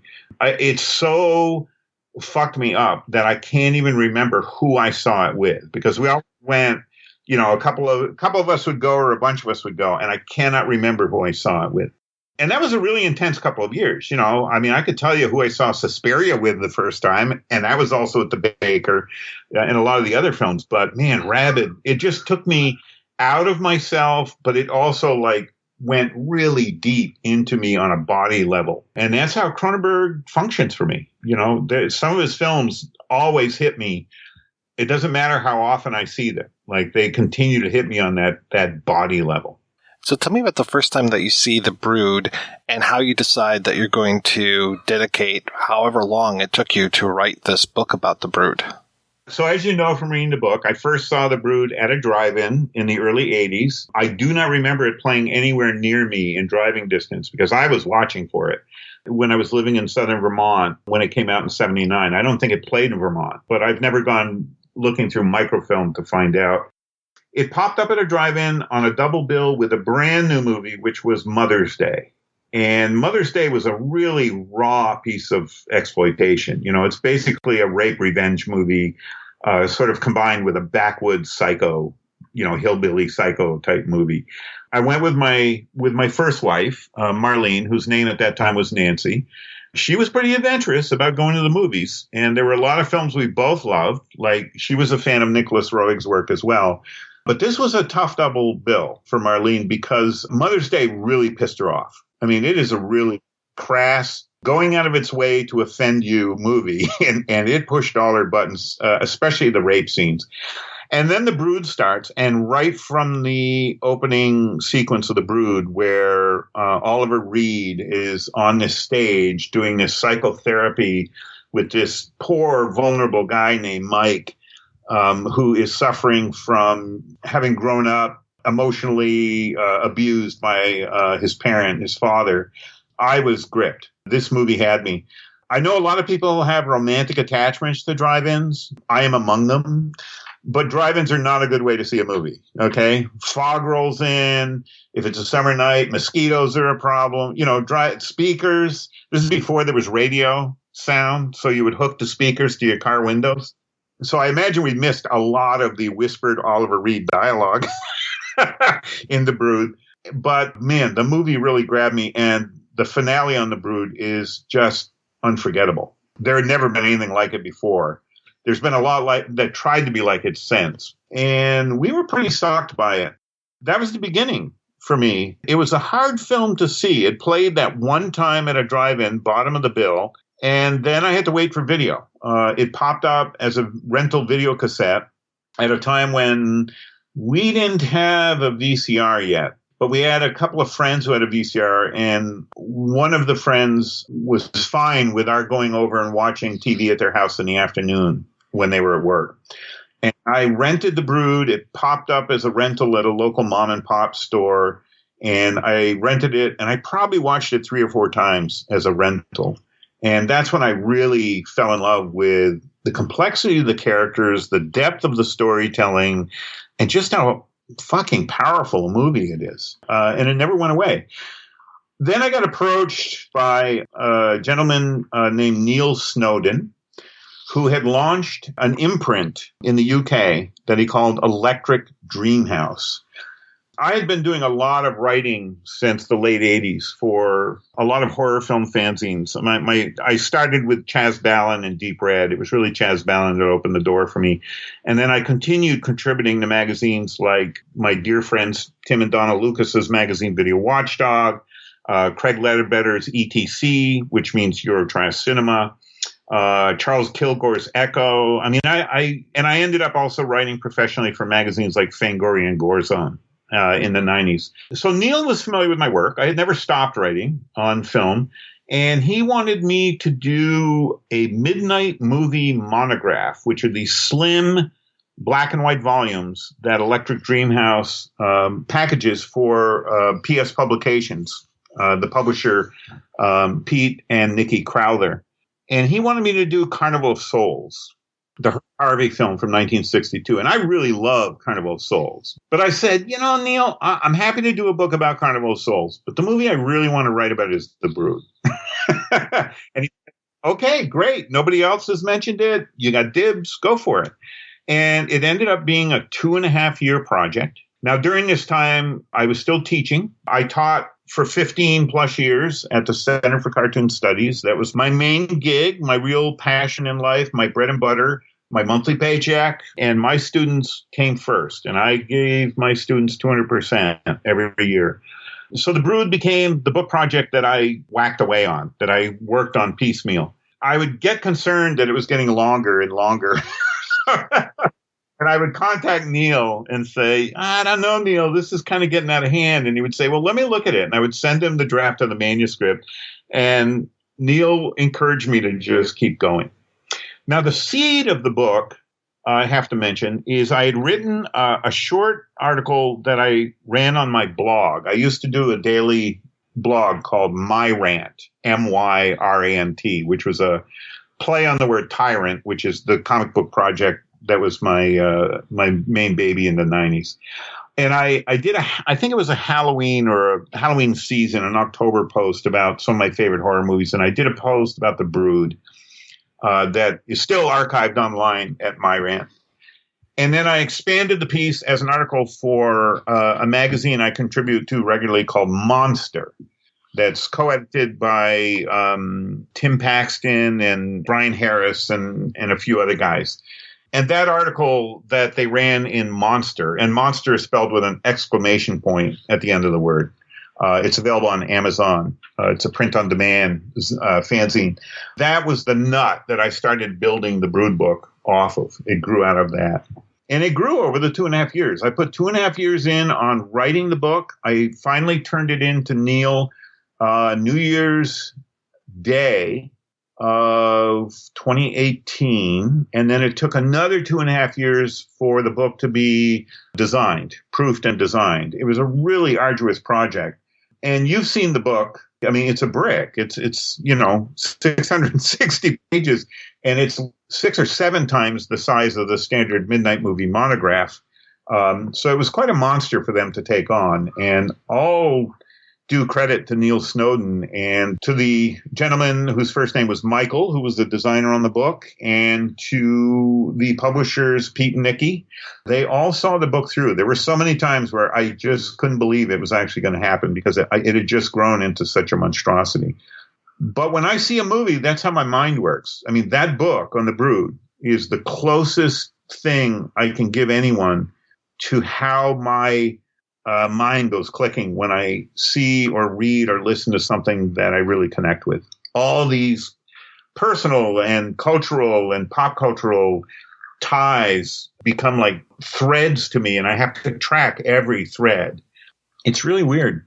It's wonderful, though, too. Just the avenues that you go down that I'm not expecting you to even find on the map. And just suddenly we're going down someplace and I'm just like, how did I get here? Okay, yeah, it makes sense how I got here. It's just incredible. The amount of research that you put into this was fantastic. Well, I read all the time, and I read all kinds of books. I read more nonfiction than I do fiction these days.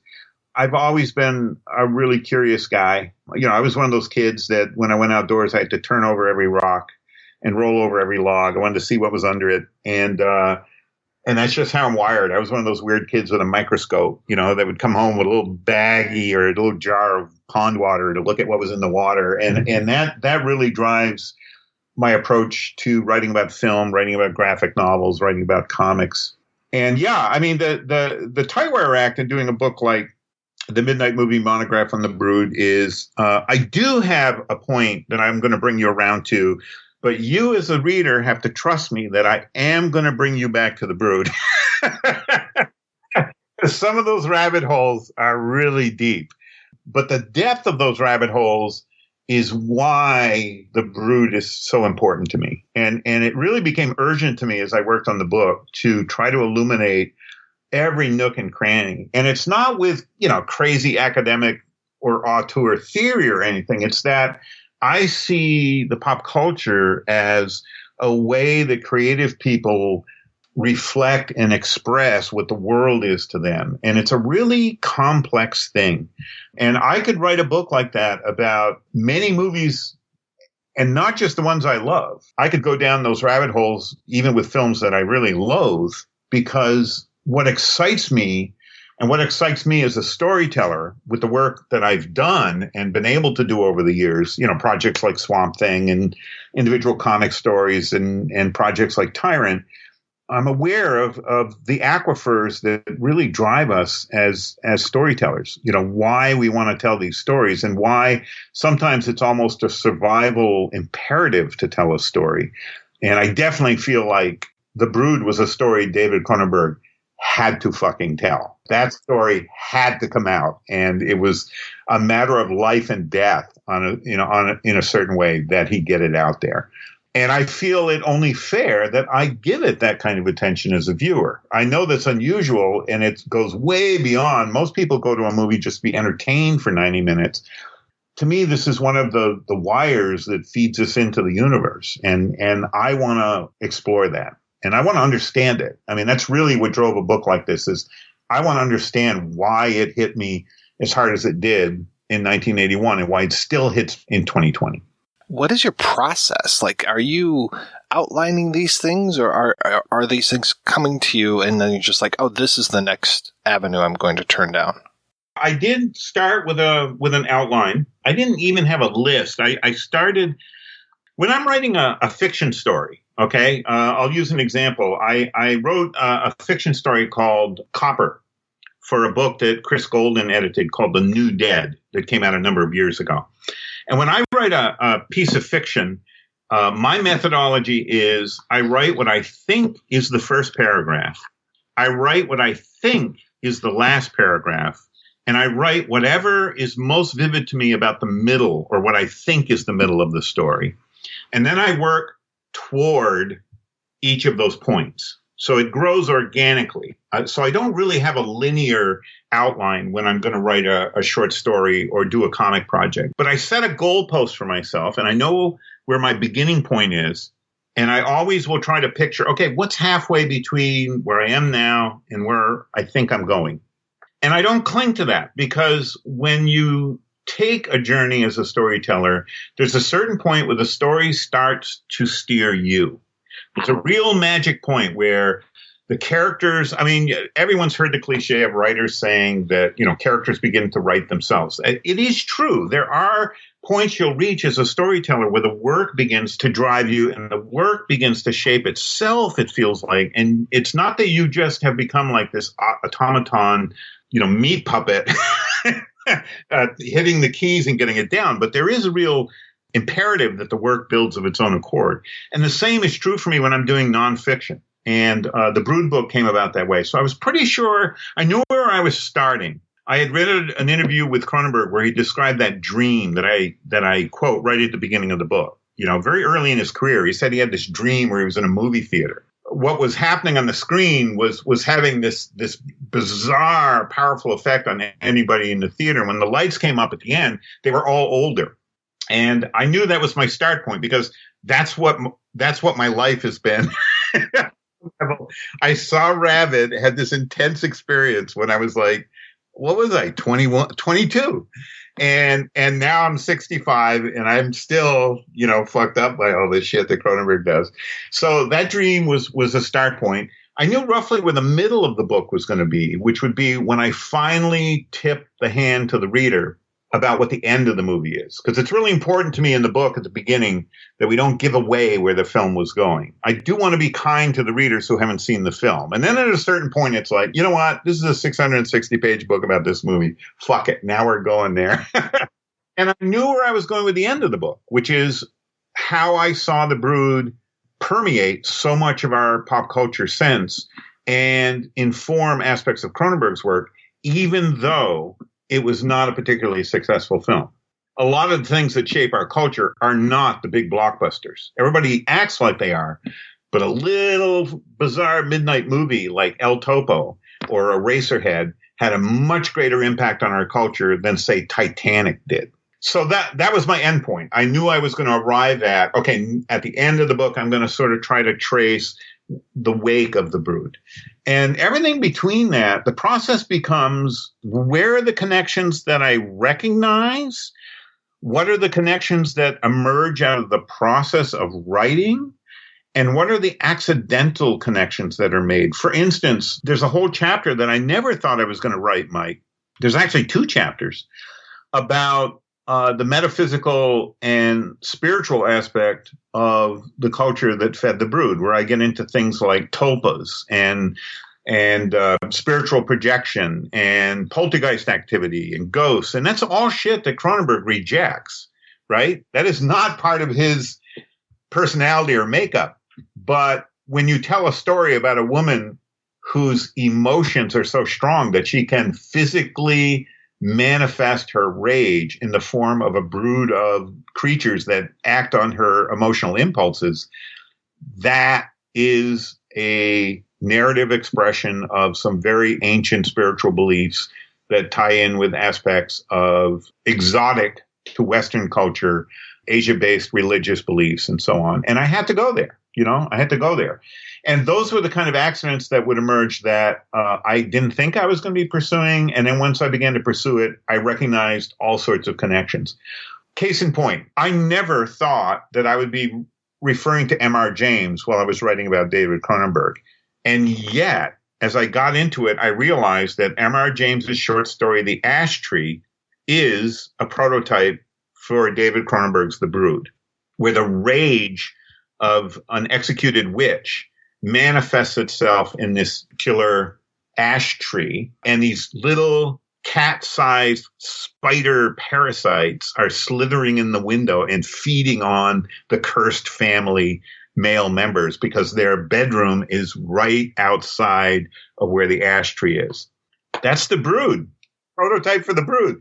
And I never would have thought of it, and it wasn't a conscious, if I had a prepared outline, it wouldn't have been on the outline. But once I got into following some of those threads that got me thinking about, poltergeist activity is often associated with preteens or young kids, usually young females. I had to go there because, again, the Brood is a more pragmatic, tangible, science fiction-based expression of that concept. And once I went down that rabbit hole, there was M.R. James and the Ash Tree. And I went there. That's my process. I think my rambling might have given you some insights into how ramshackle it is. And then the challenge becomes in the writing, okay, how do I not lose the reader? How do I connect these threads and then bring us back around to the center focus, which is the Brood? You said there were 2 chapters that you weren't expecting to write. Was the other one the poltergeist one? I mentioned earlier about accidents. My good friend Joe Citro. Joe Citro is a Vermont folklorist and novelist. And Joe gifted me a book, which is referenced in the Brood book. I quote from it extensively and footnote it, which was about a woman who was a very famous spiritualist in Boston at the end of the 19th century. And this is the book I didn't know existed. It was a case history I wasn't interested in or had no, predilection or prior knowledge of. But Joe read the book and said, Steve, you got to read this. This is a great book. And Joe didn't know I was working on the Brood book. I don't think he would have loaned it to me even if he'd known I was working on the Brood book, because that's not the connection any of us made. But as I read the book, the bizarre orientation that 19th century males had, the female anatomy, spoke volumes to me about the accusations of misogyny that were being leveled against Cronenberg, particularly for the Brood, and that mystical aspect of the Brood, that we still see the female body as enough of a projection space that it is believable in the context of the horror narrative of the Brood, that a woman could give externalized birth to these rage babies. And there's the seed of it in this real life case history of a female spiritualist who was very popular as a psychic and medium in the Boston area at the end of the 1800s. As I was reading the book, I was beginning to reference pages and bookmark the book like, okay, I got to quote this when I get to this part of the Brood book. That's something I had no prior knowledge of. I never would have gone looking for. It was just literally handed to me as a gift. And as I was reading it, I went, oh my God, look at this. Another connection was I didn't know there was a serial called The Mysteries of Myra.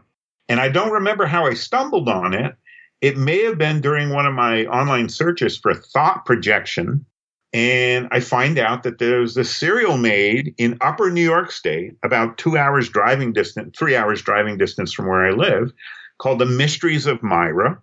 And indeed, it's probably the first cinematic incarnation of a thought creature. It's about this group of Aleister Crowley-like magicians, and collectively they project their thoughts and create this thought monster that's actually a character in the film.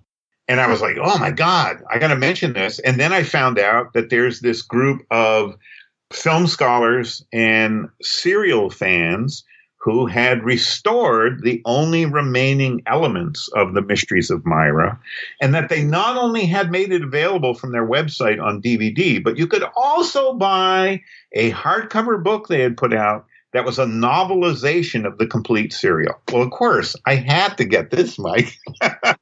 And, this is like a lost piece of horror film history that I never would have found or been aware of if I hadn't been working on the Brood book. I really like what you did with tying the Brood in with Zulawski and Possession. I found that very, very clever. Yeah, and it's not just clever. I've seen in my lifetime as a cartoonist, I've seen first and second hand how ideas will sometimes bubble up in the hands of multiple people who are in no way aware of each other's work. My friend Rick Veitch, who is one of the hardest working creative people I've ever known in my life. Like, Rick has a work ethic that, would pulverize mountains into dust and has never missed a deadline. And Rick was doing an original comic serialized graphic novel for Marvel in the pages of Epic Illustrated, which was a newsstand magazine that Marvel published back in the 80s, and it was their competitor to Heavy Metal. Okay, so it was adult comics. And Rick was doing a serial called Abraxas and the Earthman. And it was sort of Rick's take on Herman Melville's Moby Dick, except in space. And Rick had, come up with this idea of these like space whales, these cetaceans that live in outer space and can move between planets and the cosmos and so on. It's this real fantasy tapestry he was working with. Now, he was working 6 months ahead, Mike. He turned in his first chapter and it wasn't going to see print until 6 months later. That's how far ahead Rick was ahead of schedule. And to an editor like Archie Goodwin, editor of Epic Illustrated, a creator like Rick Veitch is a godsend, because usually you're struggling to get the work from cartoonists. Here's Rick Veitch 6 months ahead. Rick's first chapter comes out One of the big splashes in the first chapter is the revelation of the bright scarlet, surrogate Moby Dick, the space whale. That same month, Heavy Metal prints a space whale story from Europe, and another adult comic magazine that was a spin-off of, was trying to rip off Heavy Metal, a magazine called Gasm, also published a space whale story. They all were on the newsstands the same week. I saw that firsthand. I was buying all comics as they were coming out new, and I brought the other two back and said, Rick, and I had seen when Rick was working his pages, I knew he wasn't aware of those other stories, and there's no way the other cartoonists were aware of his work. And there they were. They were all on the newsstand the same week. So I'd seen how that happened. That to me is the fascination of a film like Possession in part. According to all accounts, the writer-director of Possession was not a Cronenberg fan, had no love for Cronenberg's work. And it turned out when I contacted Daniel White, who's the world's foremost scholar on that filmmaker, in the English language anyway, he had evidence that the director had been working on the first draft of the screenplay as far back as 1975, before Cronenberg had even gotten his first mainstream feature film that came from within, aka Shivers, into theaters. So I knew it wasn't a case of Cronenberg imitating the director of Possession, and I knew it was a case of Possession not being an imitation of The Brood, and yet there are so many parallels. And I wasn't being clever tracking those parallels. I, as a storyteller, am fascinated by, you can give two creators the same template, and they are going to take it in two different directions. And the commonalities between those two films, which I list in the book, they both have a marriage breakdown. They both have a husband who's essentially forced to become a single parent, taking care of their offspring, a son in Possession, a daughter in The Brood. They both have a woman who is materializing some primal emotional, what can I even call it, fixation into a tangible physical form, which becomes a monster or a group of monsters in the case of The Brood. They also have these weird parallels about, like, the school teacher, the role that the school teacher plays in the story. But it's also telling to me that they go in two completely different directions altogether. I think that's important. And I also think it's fascinating and incredible. And it's part of why I dedicated an entire chapter to Possession. I was also fascinated, kind of off the Brood track, but also talking about the synchronicity of ideas. I was glad that you addressed the whole idea of High Rise by Ballard and Shivers by Cronenberg, and that those were independent of one another, but again, so similar. It was important to me to track the publishing history of Ballard's novel and to track what we have documented in the public record of the roots of what became Shivers. When it was originally scripted, I think it was called Invasion of the Blood Parasites. It was a really lurid title. And there's no way that Canadian Cronenberg would have had any connection with Ballard where he was writing, and vice versa. Cronenberg was a completely unknown quantity publicly, unless you were Canadian or paying attention to the Canadian underground cinema where Crimes of the Future and Stereo had emerged. The parallels between High Rise and Shivers are fascinating, but they also diverge in such key ways.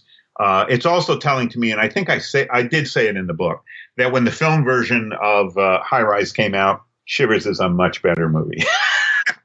And I did get to see High Rise in a jam-packed movie house at the Green Mountain Film Festival up in Montpelier, Vermont at the Savoy. So I saw it with a full audience.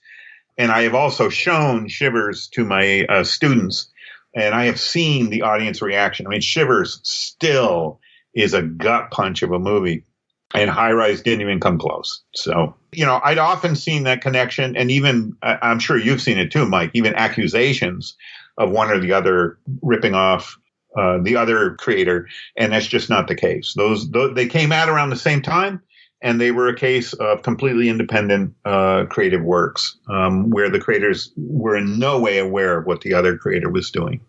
Right. It's a lot easier to believe that somebody's ripping somebody other off rather than that a space whale shows up 3 times. Yeah, exactly. And we've all seen seasons where God, I still remember, because I was a manager of a video store at the time, the year that Abyss came out, there were suddenly all these underwater monster movies, Lords of the Deep and so on. And, as a fan of films that, a lot of times film productions take 2, 3, 4, 5 years of development hell before there's any chance of them being made. And it's completely serendipitous sometimes that they emerge at the same time. But there are, of course, cases of, films that were rushed out the door very quickly to rip off something that was popular. And we could both pinpoint plenty of examples of that as well. But that's certainly what's the case of anything. Cronenberg's never been motivated by anything that had to do with trying to hitch his coattails to some, popular object that was sifting through the pop culture.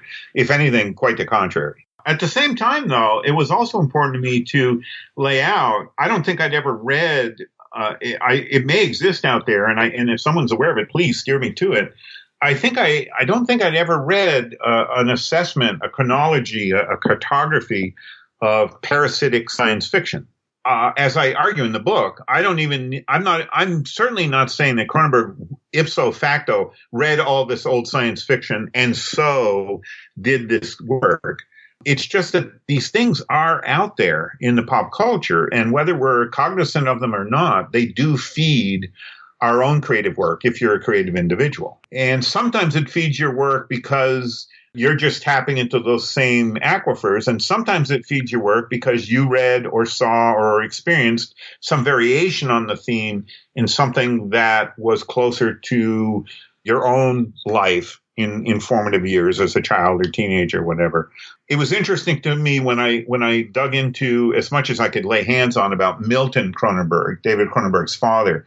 When I found that one artifact, that one publication where his father had a conversation with John Campbell, the science fiction author and editor who basically reinvented North American science fiction at a really key time. He was the author of Who Goes There, which was adapted into the films The Thing from Another World and John Carpenter's The Thing, that I could find an artifact where David Cronenberg's father had spoken to John Campbell. It's like, okay, that's a connection worth mentioning to the reader because, again, I'm not arguing there's a cause and effect, but I know Campbell's work was in their household. And we do have some physical evidence of that, and that interests me. Of course, Cronenberg, I will also point out, Cronenberg argued for years that Alien had taken a lot of its elements from Shivers. And in a way, he's right. But part of why I track parasitic science fiction before getting into a deeper discussion of Cronenberg's work, and particularly The Brood, and The Brood is not associated with parasitic science fiction directly, is I did want to present an argument against what Cronenberg was claiming. Dan O'Bannon, one of the two screenwriters with Ron Shusett of what became Alien in 1979, was very open about, I stole from everywhere. And I did want to point out that there were precursors to the kind of work that Cronenberg did. The big difference is Cronenberg is the first filmmaker who took the side of the parasite.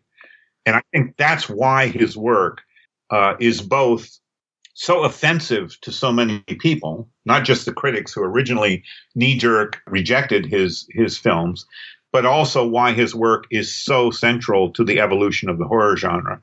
Because that was a new thought. That was a new orientation to storytelling. And nobody had really done it before Cronenberg. And it's part of what made Rabid so disturbing to me. And part of why it spoke to my body so directly. It's like, this is a whole new approach to storytelling. Yeah, let's take the side of the non-human organism. How does that change everything? And that's fascinating to me. So what are you working on these days? Are you still teaching? I just retired from teaching. I have been teaching since the summer of 2005 at the Center for Cartoon Studies. Right now, I'm working on a number of nonfiction projects. Back in 2017, I put out the first volume of a book series I'm working on called Cryptid Cinema. It's about films that involve cryptids. Cryptids are creatures that may exist but have not been officially recognized or identified by science. So the popular versions would be, sea serpents, lake monsters, the Loch Ness Monster, Bigfoot, Sasquatch, the Yeti. Those are popular cryptids. We don't have a specimen of any of those, so they are not considered actual zoological specimens. But people keep seeing them and people keep reporting them. My interest is not so much in cryptozoology, even though it fascinates me, and I've read cryptozoology just about all my life. I'm more interested in the storytelling forms that grew up around cryptids. My fascination is two-tier, Mike. Number one, cryptid cinema embraces movies about real-world cryptids. So movies about, sea serpents, lake monsters, the Yeti, Sasquatch, those fit. But just as much an aspect of cryptid cinema are the films that propose a fictional cryptid. And in the context of the narrative, we are to take them as a reality.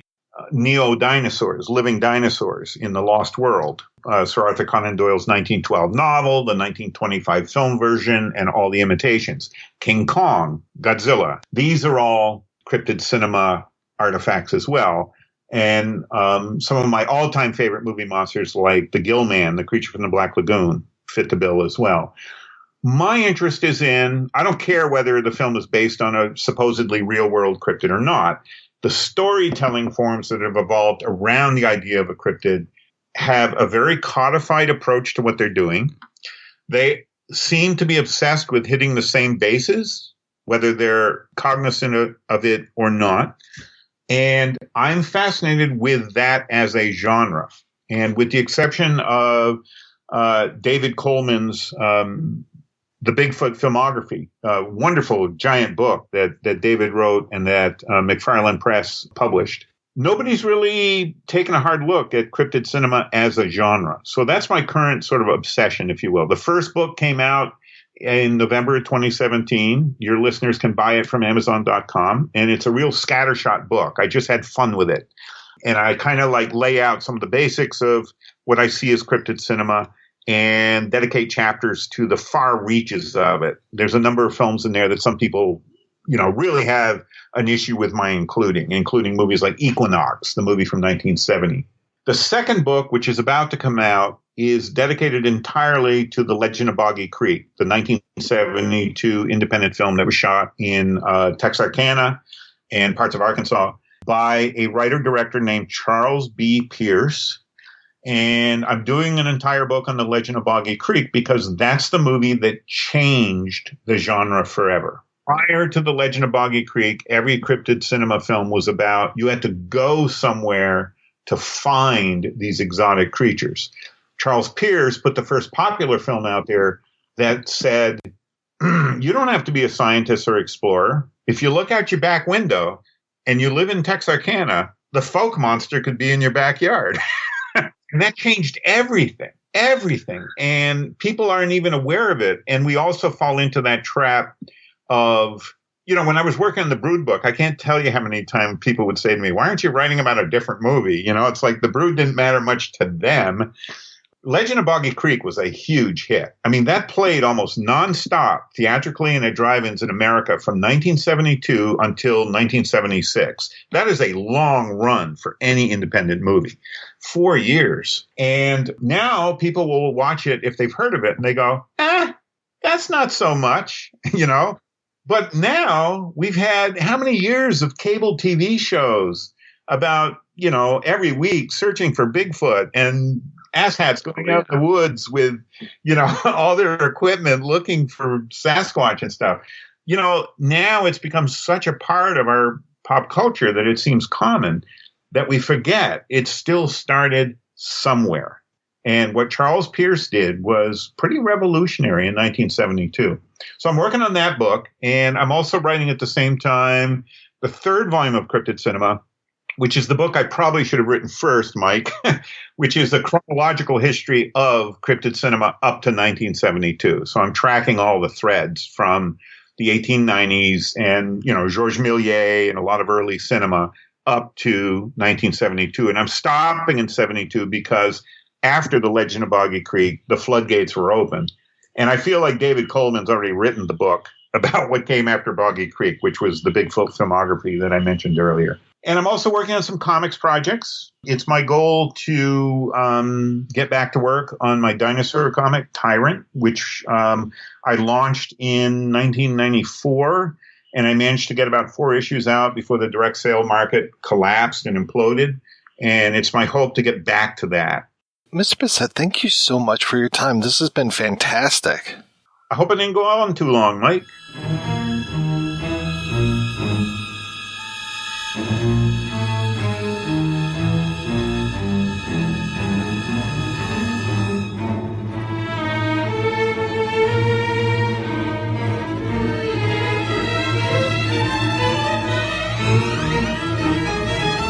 When you come face to face with the Brood, you may think they're human.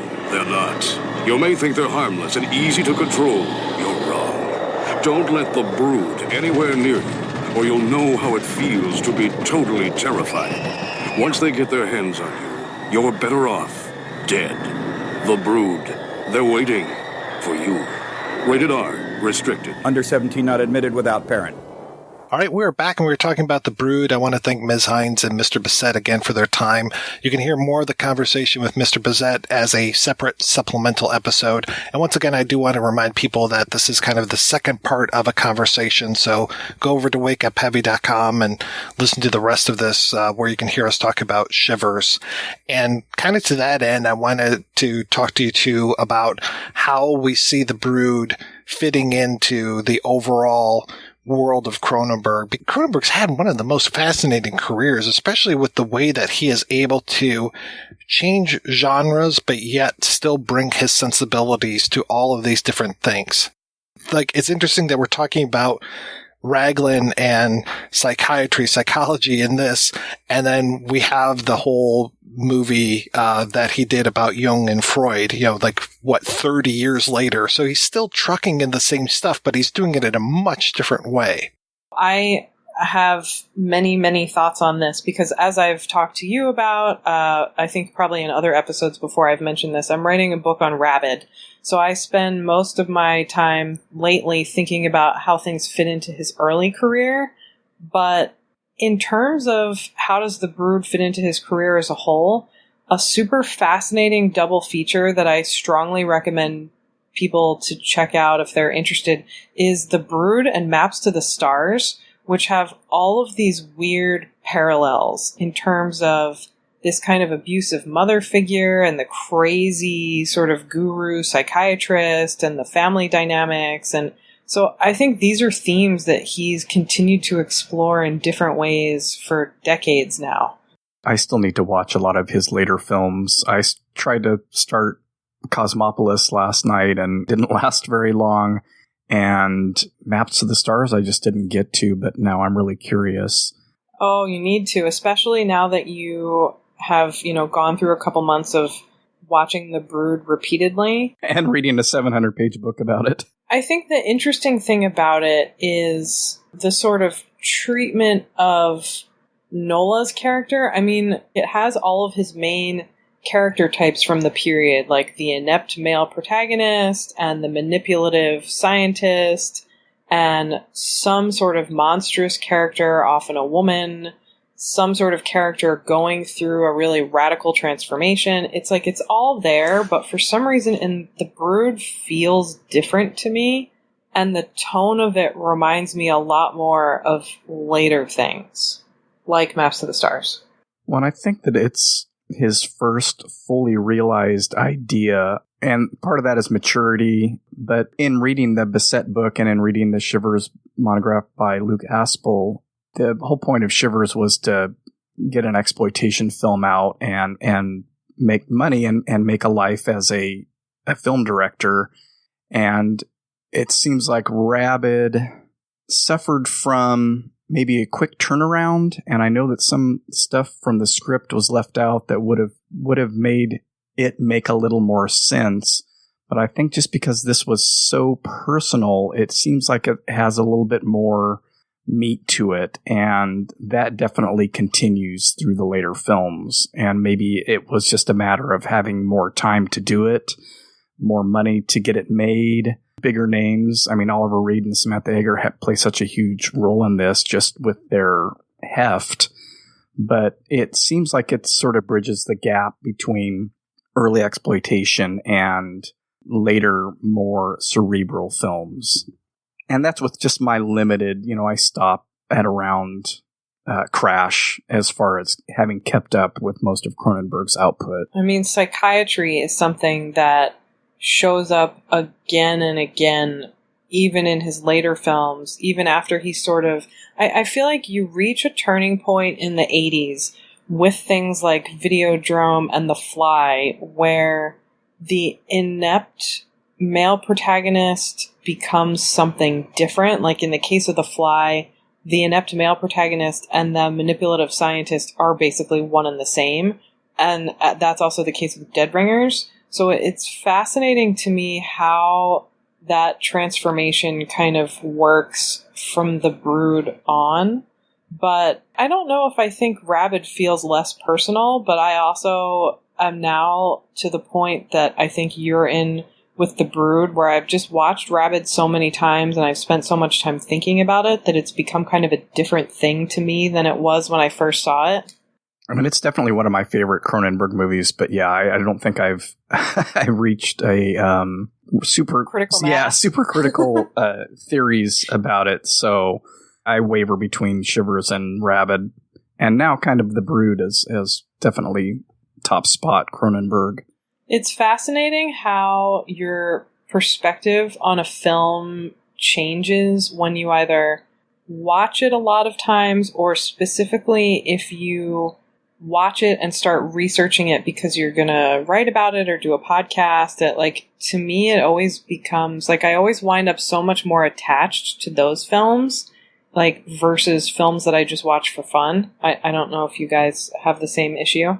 It's almost like you want to put them on a special place on the shelf and be like, okay, I've talked about this movie. I'm very intimate with this movie. It's like intimate is probably the best word, especially because it can have so many meanings with it. It is interesting when I look at Cronenberg's filmography. I remember loving Dead Ringers, but I've only seen that movie once. I saw M. Butterfly years ago on a shitty VHS tape that was left at my friend's house when he moved into this place. There were a bunch of VHS tapes and we're going through them, and it was just well, I've never seen M. Butterfly. Let's watch that. But then it's Existenz I've watched a bunch, especially for the show. I was so disillusioned by Spider that the movies afterwards, really, it took me forever to see A History of Violence. It took me forever to see Eastern Promises, and then I stopped there. I haven't seen anything past that. So A Dangerous Method, Cosmopolis, and Maps to the Stars, I've never seen. Okay, you could have the most miserable family marathon with Cronenberg's films alone if you start with The Brood. If you you could maybe include Dead Ringers in this since they're brothers, but I don't think it totally counts since it's not like a husband and wife situation. But Eastern Promises and History of Violence, similar family vibe, but seriously, Maps to the Stars. I feel like I'm constantly telling people they need to watch this, and they're like, well, I didn't like Cosmopolis. I'm like, it's a different movie. Come on, just trust the Cronenberg. I'm going to watch it tomorrow. I was so burned by Spider. I still want to watch Spider as well because I really enjoyed the book, 25, 30 years ago. So I don't know. I don't know why I skipped that one. And in Butterfly, I think I skipped because I had seen it so much when I was in London in 1990. I think it was being performed at the time over there, and it was just ubiquitous. And everywhere I went, there was something about In Butterfly, and I just had zero interest in the play, and I never wanted to see the movie. So, which is probably not a good reason to not watch a movie, but it's my own personal reason. Yeah. I did want to bring up one movie that I've briefly talked about with you, but it sort of came up all at the same time that I was reading through the Bissett book and looking at the extras from the Blu-rays that you sent over. And I think it was one of the Cindy Hines interviews on those extras where she mentioned that right after this, she was in a movie called Deadline. And I was like, oh, this is one of those movies that's on my watch list and has been for years now. And I did my little search like I always do for those movies, and they're never streaming anywhere. But I did find it on a certain website and started watching it that evening and had to stop and go to sleep. And then the next day, as I was reading through the Bissett book, it was brought up in there. But it's a really strange Canadian film about a Stephen King-like character going through a similar kind of marital distress, and it's really strange and not nearly as good as The Brood, but I saw in Bissett's book that he made the connection not only to Stephen King, but to David Cronenberg because of his controversial subject matter and, getting funds from the CFDC and all these kind of things. And so that's sort of briefly mentioned in the movie, but it's a really strange little film from, I think, 1980 that people should check out. One of the boutique Blu-ray companies has released it recently, so...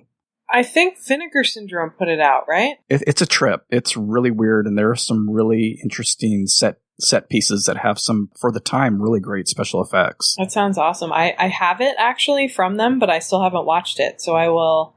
If you watch Maps to the Stars, I will watch Deadline. We'll watch it tomorrow, I swear.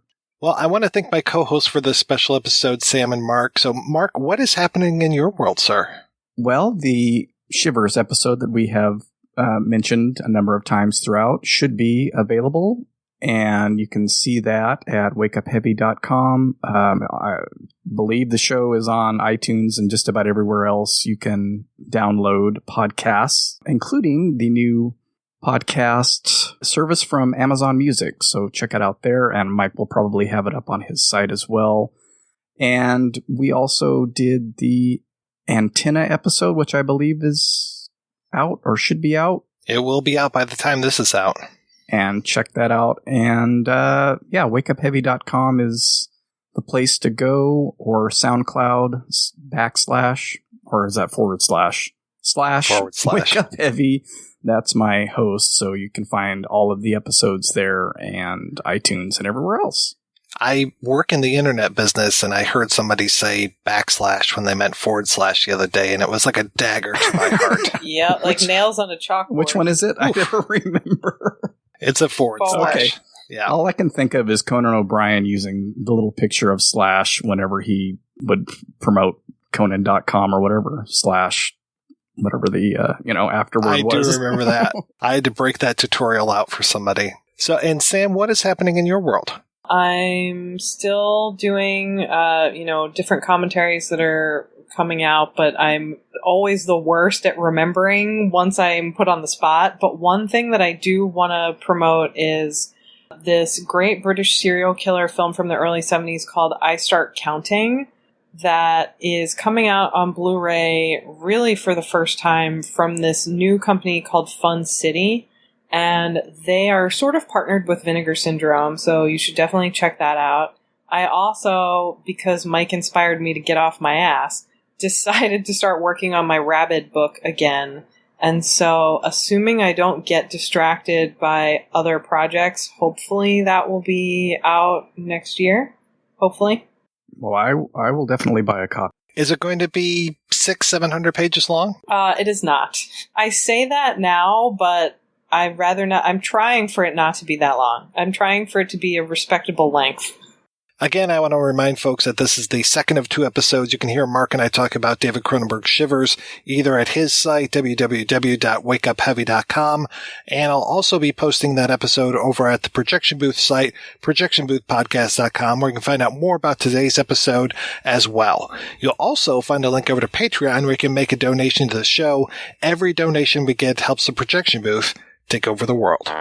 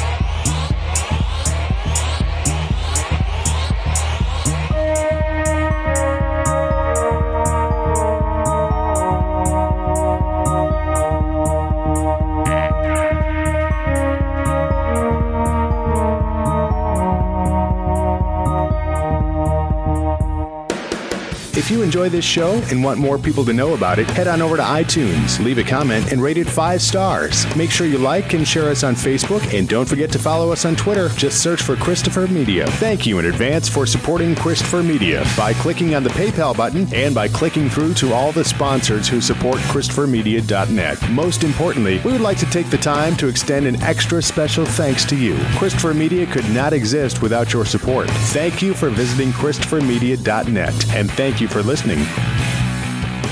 Christopher Media. Let's make some noise.